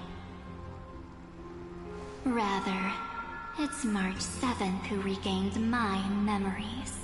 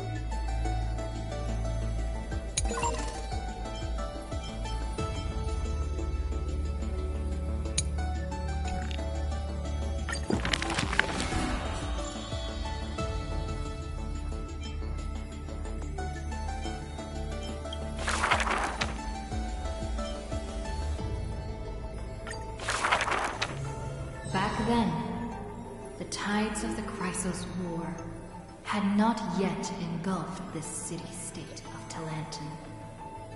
And the young princess inside the gates once loved to roam without worries. She snuck into forbidden grounds while the servants were away, but was shocked by what she saw on that day. A chessboard, a stack of pieces, and a strange woman. The board dissected by daylight and shadow, the pieces polished from rough stones uneven. Fancy a game? If you are my match, then I'll call you my friend. The stranger's voice was husky and coarse. If you can beat me, then I'll call you my teacher, the princess proudly retorted. Despite the bravado, the princess had never touched chess.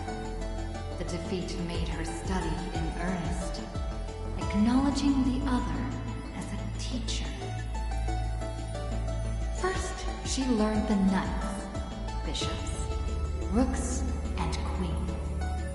Then, how to defend, attack, capture, and checkmate. I have learned all there is to learn. Barely out of childhood, the princess raced into games of chess. Those who looked down on her faced many losses. Those who glorified themselves forfeited in a mess.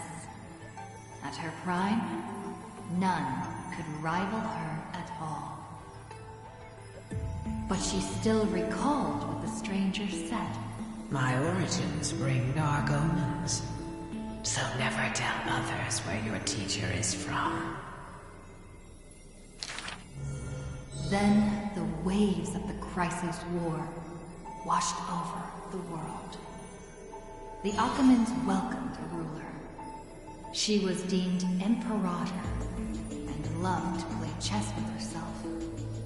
She regarded all things as pieces, whether Chrysos heirs or Titan's magnificent.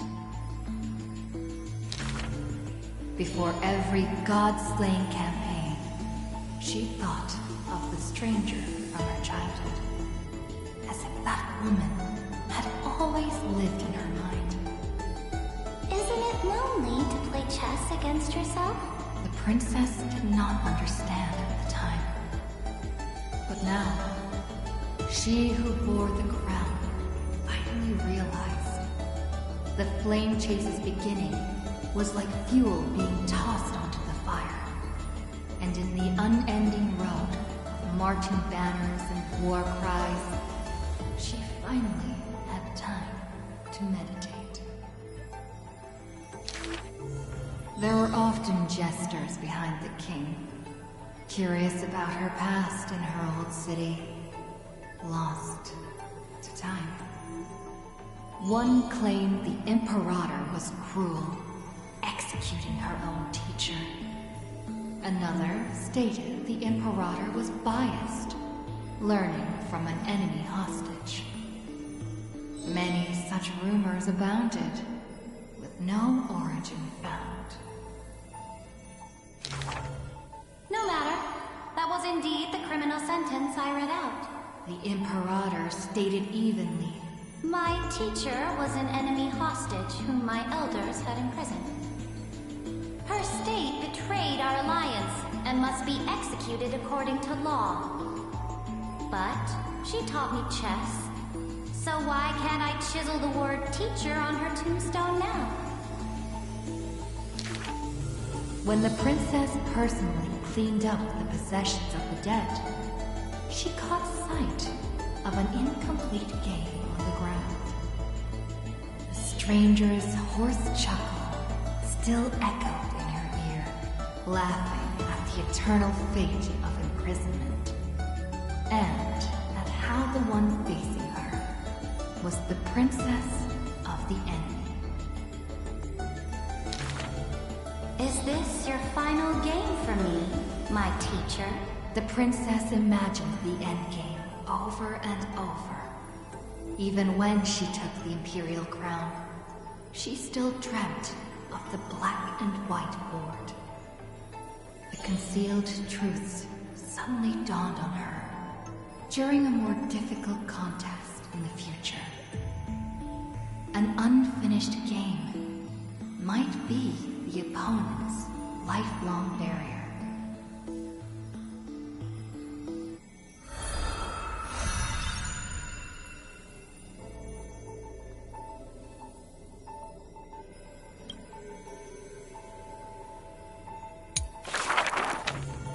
Imperator's armies stormed into the northern states for the first time, passing through city gates scorched by war. Another tyrant still! So exclaimed the angry child. The rock tossed from up high hit the girl's crown. The crowd shrieked and retreated, fearful of the ruler's flames of fury. The girl reached out, not to straighten the crown on her head, but to help up the child shivering in dread. I heard in the old laws of this land, whoever assaults the crown shall be punished. But I wear another land's crown. And your old laws should also be abolished. After many days, the Gold Weaver discovered in shock that wearing a crown or a hat to the side was now this land's fashion, likely to remain with the Imperator's name in tradition. The so-called heroes with golden blood in their veins all have the qualities to fight for the core flames. Who's to say this was not the gods' plan? To have the heroes at each other's throats, so the divine could hide in old law's lair and laugh, play, and gloat. Who made this world a chessboard, and with one stroke, one river, created the boundary between God and man? Dux Gladiorum, Dux Carminum, Dux Helcalithist, Dux Fragoris, Dux Brumalis. Heed my call! The girl stood before a mighty army with her scepter. Today, I will insist on crossing the Rubicon. Gather the might of all heroes and begin the journey to slay gods! Half of the core flames were now in her hands, and the hidden trickery Titan stirred, leaving taunts.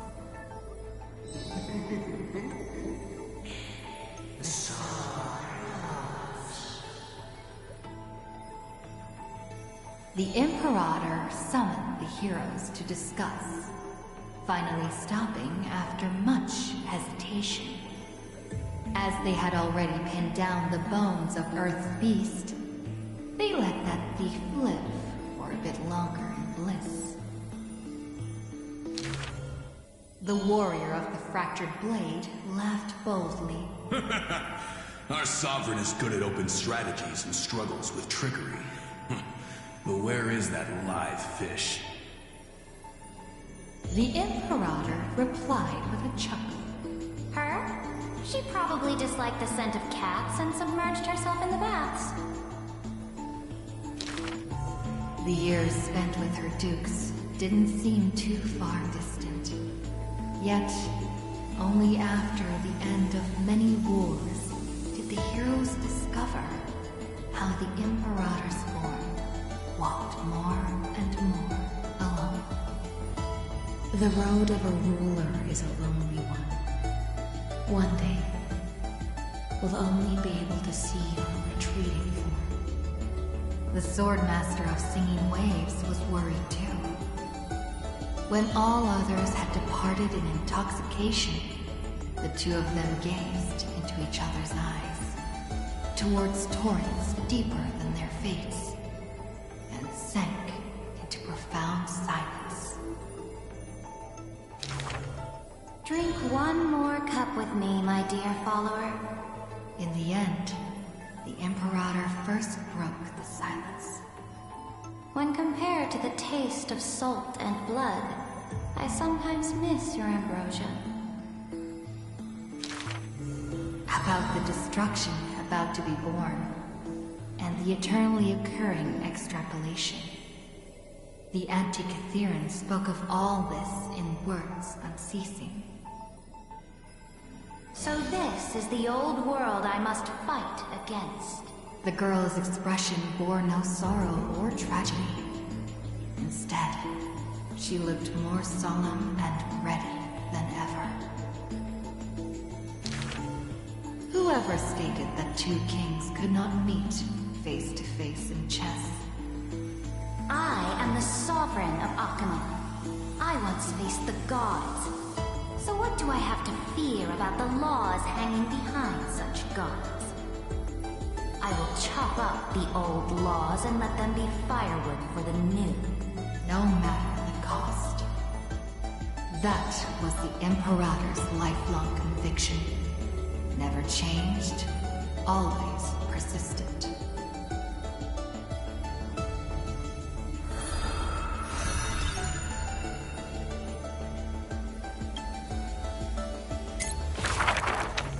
I dreamed that the Imperator's statue stood before the world-wearing altar, her gaze level with that of the gods.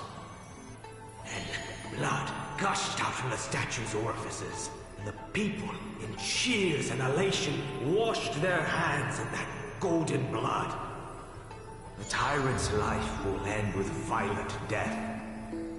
None will weep, and all will cheer as her statue topples. She will die before the dawn comes. A vengeful aristocrat, one whose title was stripped by the Imperator, thus spoke. We cannot agree with your excessive deeds. You have imprisoned Trevios' split selves, demanding that divine authority regress into the ruler's mouthpiece. We will reveal your future with the prophecy. And tell in truth, your crusade will indeed be a smooth path. Yet in the same breath, we see omens of your death, a demise in an absolute pure darkness. Even so, please excuse us, as our eyes continue to be drawn to your crown's flames.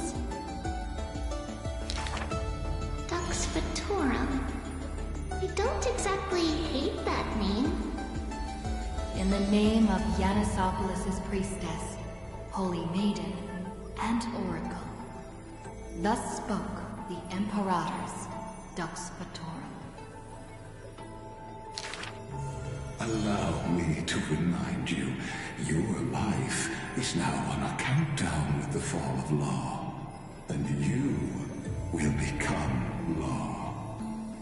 I must confirm, is our deal still going strong? Is the future I promised you more satisfying than the future in the prophecy? Ah, you are as resolute as always. Good. Oh, as ever, this prison of gods, Amphorius and all mundane and average worlds, need someone like you. A daring ruler. Let us end this despicable extrapolation together. Amphorius is Theoros, the Imperator's co-conspirator, like Kurgus, thus spoke. The Imperator betrayed the Flame Chase Alliance. And I was the sinner who paved the way for her achievements. Like how a deep-sea fish cannot escape the tide's push and pull. I granted her an end fitting for a tyrant. Her dying smile gazed towards my tear-swelled eyes. She commanded me to wash away all sins and filth, and return a blinding dawn to the holy city. She commanded me to set up stones and monuments in lightless seabeds to commemorate our friends. But who will remember her achievements?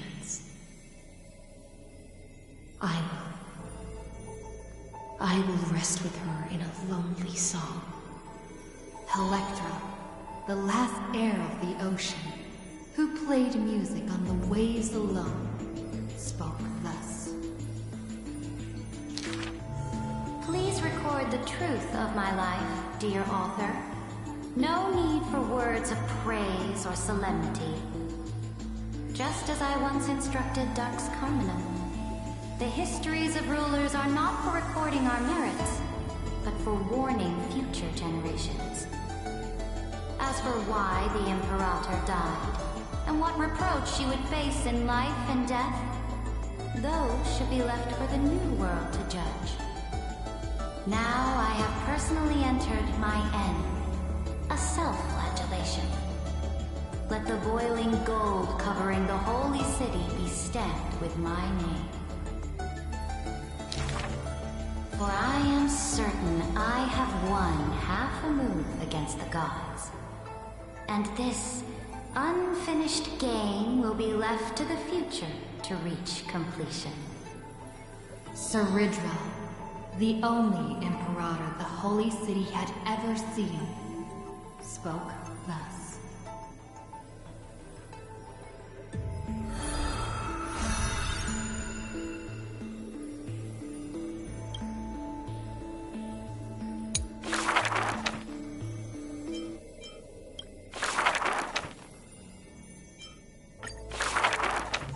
My friend, have you heard of the Rosy Celestial Maiden? Whether in a corner of the archives, or in the depths of a cave, you can always find legends about her. She had hair like a rosy pink dawn, and a smile that could thaw the most glacial ice. Some say she was Nikador's nemesis, while others say Nestia was infatuated with her. Oh, mysterious and beautiful celestial maiden. How I wish to turn into a slate, forever etched with your tale. Many claim to have seen that celestial maiden, either in the half-remembered dreams of early morning, or in the gossip and whispers after supper. She once whispered in my ear. She once saved my life. She gifted me an ice crystal! Her worshippers recite her deeds, even writing some into family teachings. Curious poets ask up and down the land, only to find that the details of these encounters are difficult to recount, even for the witnesses themselves. In the entire Holy City, there are none who can provide proof of her existence. It is not known since when the Celestial Maiden was always mentioned together with time. People recite her name during prayer to beg for miracles to appear faster. It is said that even in the selection of priests of time, girls with pink hair are preferred. They still didn't pick me! Maybe I need to go dye my hair. The brunette candidate was upset, but the examiner responded with a smile. Don't forget the Healer of Twilight. Has a head of pink hair? She's a descendant of the sky. Scholars and poets discuss at length the origins of the Rosy Celestial Maiden. But all mothers tell the same tale. That princess came from beyond the sky. Her shooting star, like crystal ice, pierced the fog of the Veil of Evernight. She made friends with the Titan, and whenever the month of Evernight descended, they would meet again. The children loved that tale. Therefore, as the moon turned and shifted phases, the story became true. But someone always questions, unable to read the air. There are no worlds beyond the sky. So how can the Rosy Celestial Maiden come from there? rosy celestial maiden. A world beyond the sky. The reckless adventurer takes out the photostone, claiming it is the true work of the rosy celestial maiden. The citizens laugh at this tale, with few accepting it as true. After all, long before the guests beyond the sky arrived, the legend of the rosy celestial maiden had already covered the world. So, my friend, have you really heard of the rosy celestial maiden?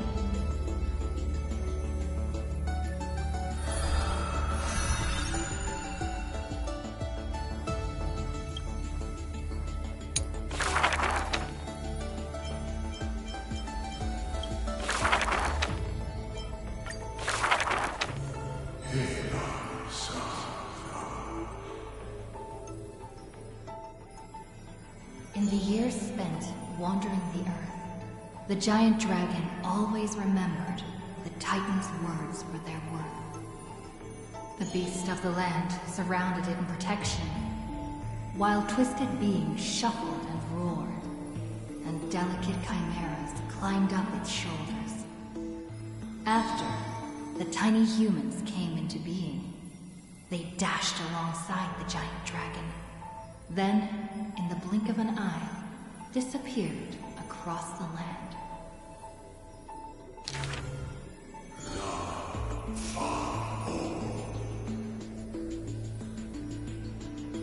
Yet, the deep irises of the giant dragon saddened in gloom. The ancient creature saw, earlier than the Titan did, hidden in the deep ocean, the incoming doom.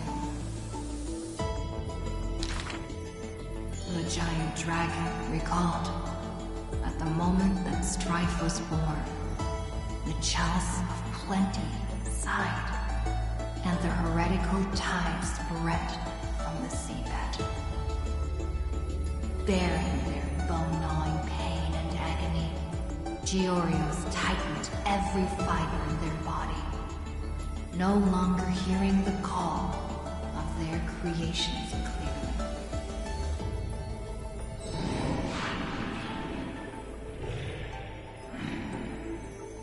The giant dragon once swore an oath at the Titan's breast.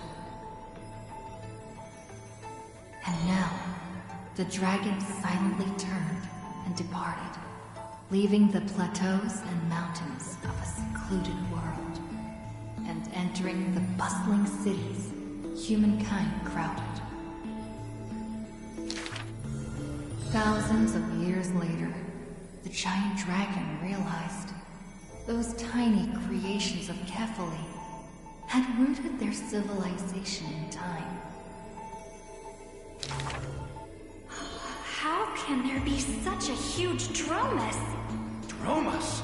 No, that's a walking mountain of gold.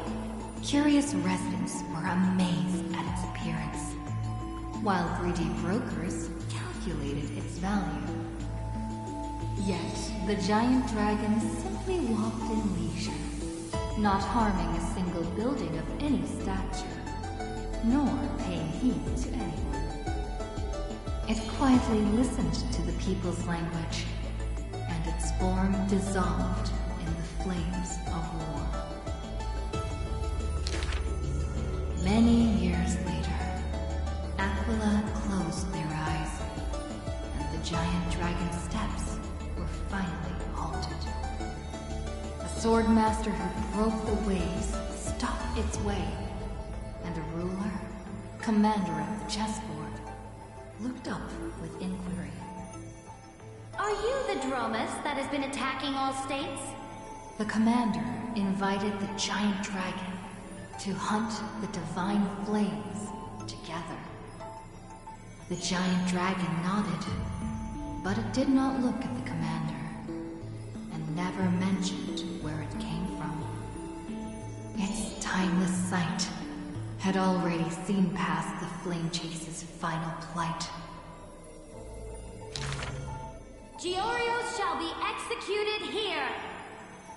The Titan, in a painful daze, closed their eyes with a sigh.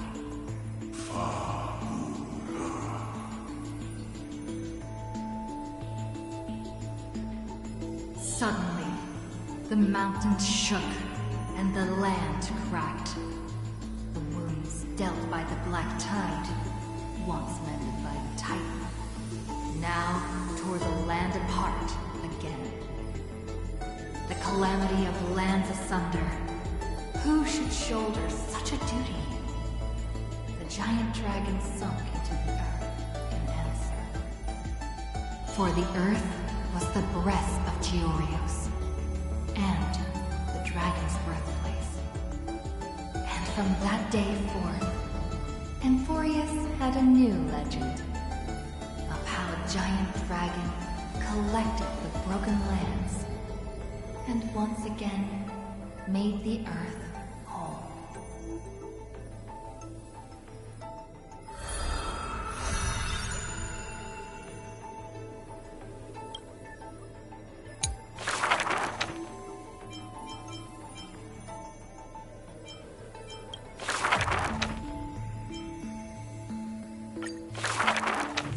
When entering the Flame Chase's currents for the first time, all the Swordmaster saw were colorful fish. She had already experienced the Imperator's dangerous games. She had long grown used to the giant beast's silent face. Carminan's charms and Helcalith's gentleness warmed her like a spring breeze. But as Pregoris missed his throne, and Bramalis debated with joy, she was sometimes at a loss. Occasionally, the Swordmaster would sink into hesitation, and even that messenger of fate could not get her to laugh. Till one day, a golden trout's bubbles floated into her gloomy waters.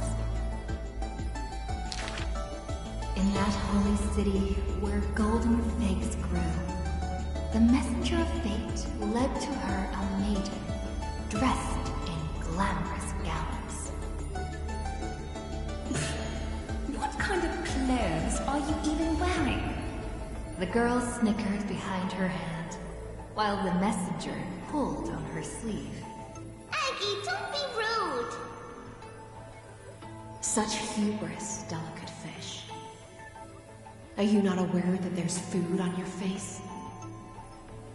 The messenger's eyes opened wide.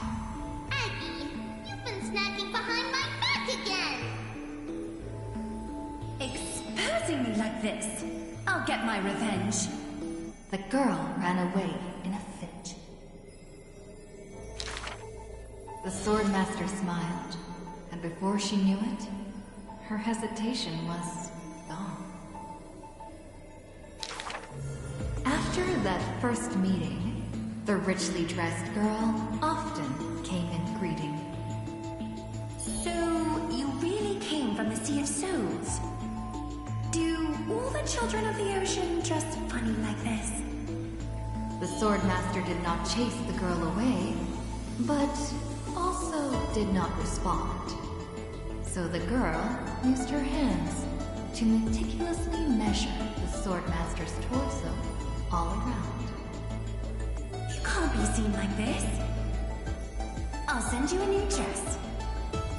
Some days later, the Swordmaster appeared in finery at a ball. All were awed by her splendor, with only the Imperator thinking in wonder. How rare to see you like this. Oh, so lonely, Gladius.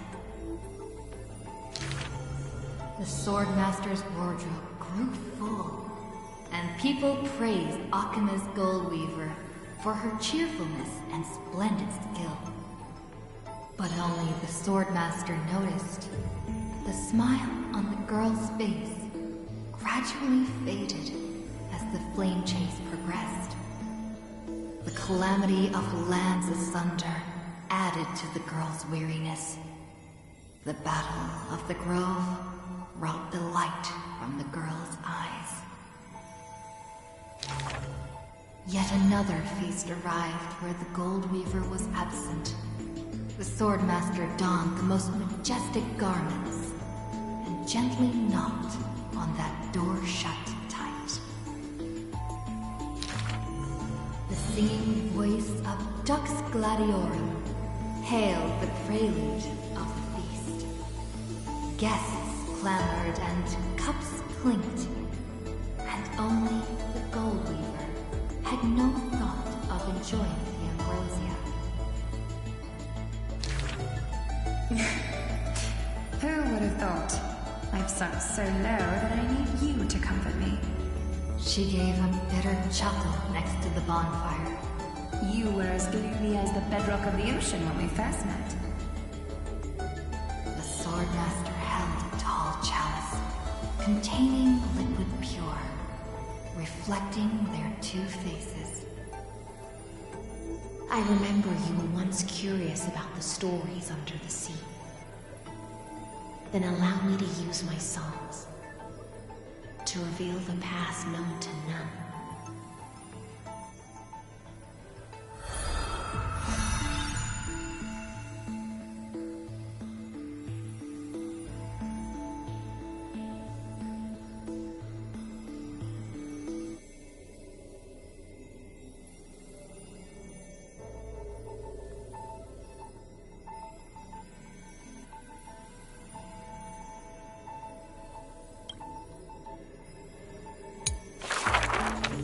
In the depths of the Sea of Souls was a kingdom of dancing ghosts.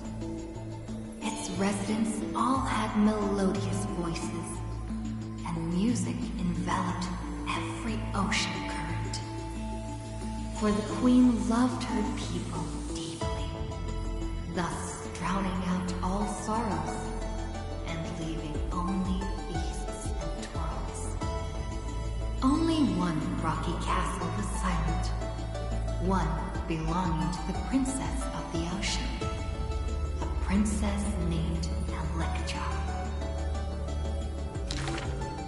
Were a monster of the depths to invade, the princess would raise her sword to engage. The people always rang her triumphs before she returned, for her swordsmanship was superb, never suffering defeat. Princess! Come enjoy the feast with us. The triumphant people raised their glasses, yet she declined with a smile and a wave. The children of the sea thought she was shy, but little did they know that in the dead of night, her castle too echoed with music. Though that music was loud, twisted, and invoked spite. Before a song even finished, the princess was already biting her lips, and the sea foam brushed away her tears. All of your people sing and dance with skill. So why do I alone lack a good singing voice? The princess wept, her face on the queen's knees. The ocean's favorite child can control the waves and is invincible in battle. In exchange, Talantin took away your singing voice. The queen consoled the princess,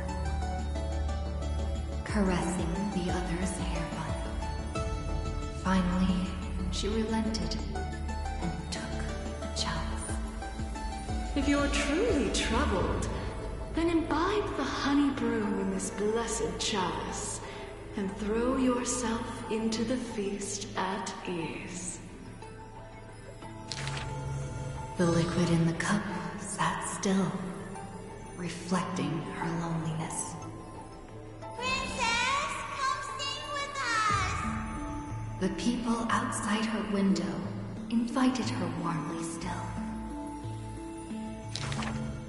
She finally ceased to hesitate, drinking down all the honey brew in one swallow, and leaped into the grounds.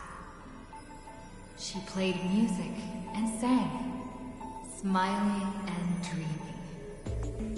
When her song was over, it felt as if waking from a dream. And the people rushed to raise their glasses. But as soon as the honey brew touched her lips, the princess plummeted to the ground, and her cheeks became rosy in drunkenness.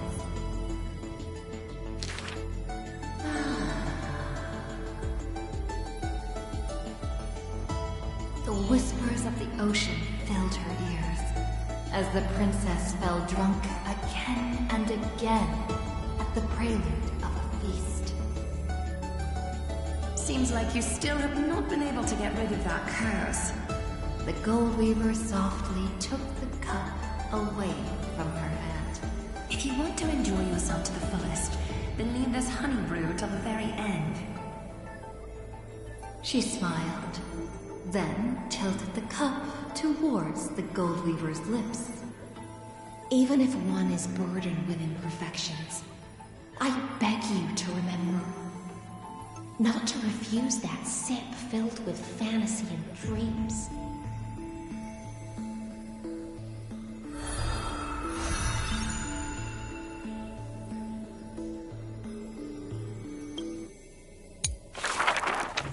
She returned home after many years.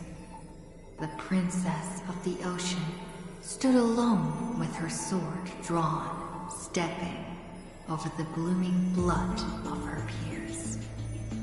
Before her, the creator of the sea sirens and the mother goddess of feasts was already sinking into the drunkenness of imminent death.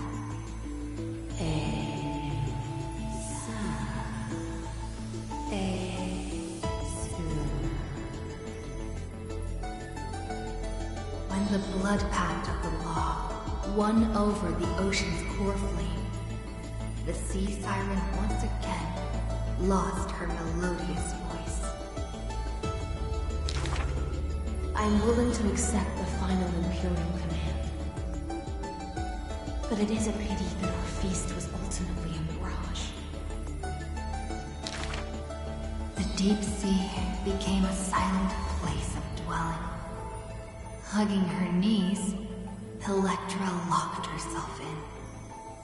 Savage and fearsome monsters swam past her, but none dared to interrupt her tragic dream.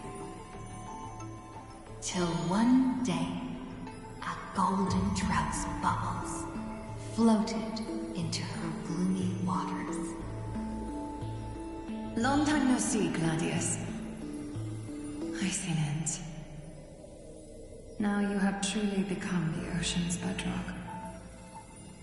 Old friends met again, and new friends came in greeting. Many messengers came in company. The playful kitten hid behind the golden trout. The butterfly of the deadly shadow fluttered in courtesy. If you don't mind, the resplendent pearl sparkled. We hope you can regain your strength and sing for the world once again. Electra raised her violin sword in doubt, as the strings had long ago rusted and snapped. But a few golden strands cleansed all the filth around her, then stretched out to become new strings. The golden strings showed Electra that the world she loved was not yet silent, and the journey of deliverance continued still. Yet the path to the Sea of Stars would not be a carefree feast. The golden trout never met with her again, and the waves brought endless news of sorrow. Amidst the long wait, she remained bound by decree. All the flames had died out, extinguished until this world fell into eternal silence. and the wordless enemies in the deep sea were the audience of this rite, the Theoros. You already know that the world is just an illusion. The sea siren gazed out beyond the heavens, and once more raised her glass to fill it with honey brew. Since the mirage of pleasures can only disappear like foam, when you return, will you save some ocean spray for me? This was a city of festivities, where never-ceasing songs eternally filled the air. Chrysos heirs, demigods, and mortals all came to feast from the four corners of the world.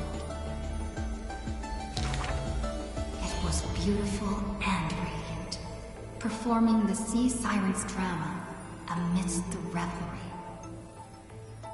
The siren once longed for the banquet to never end, yet she witnessed the music fade and the guests disperse. As a fish, she was destined to drift with the waves, whether amidst the surging tides of evil or immersed in the currents of the starry sea. Until a millennium later, when the fish from beyond the sky finally took their seat. I enjoy banquets. How about you, little gray fry?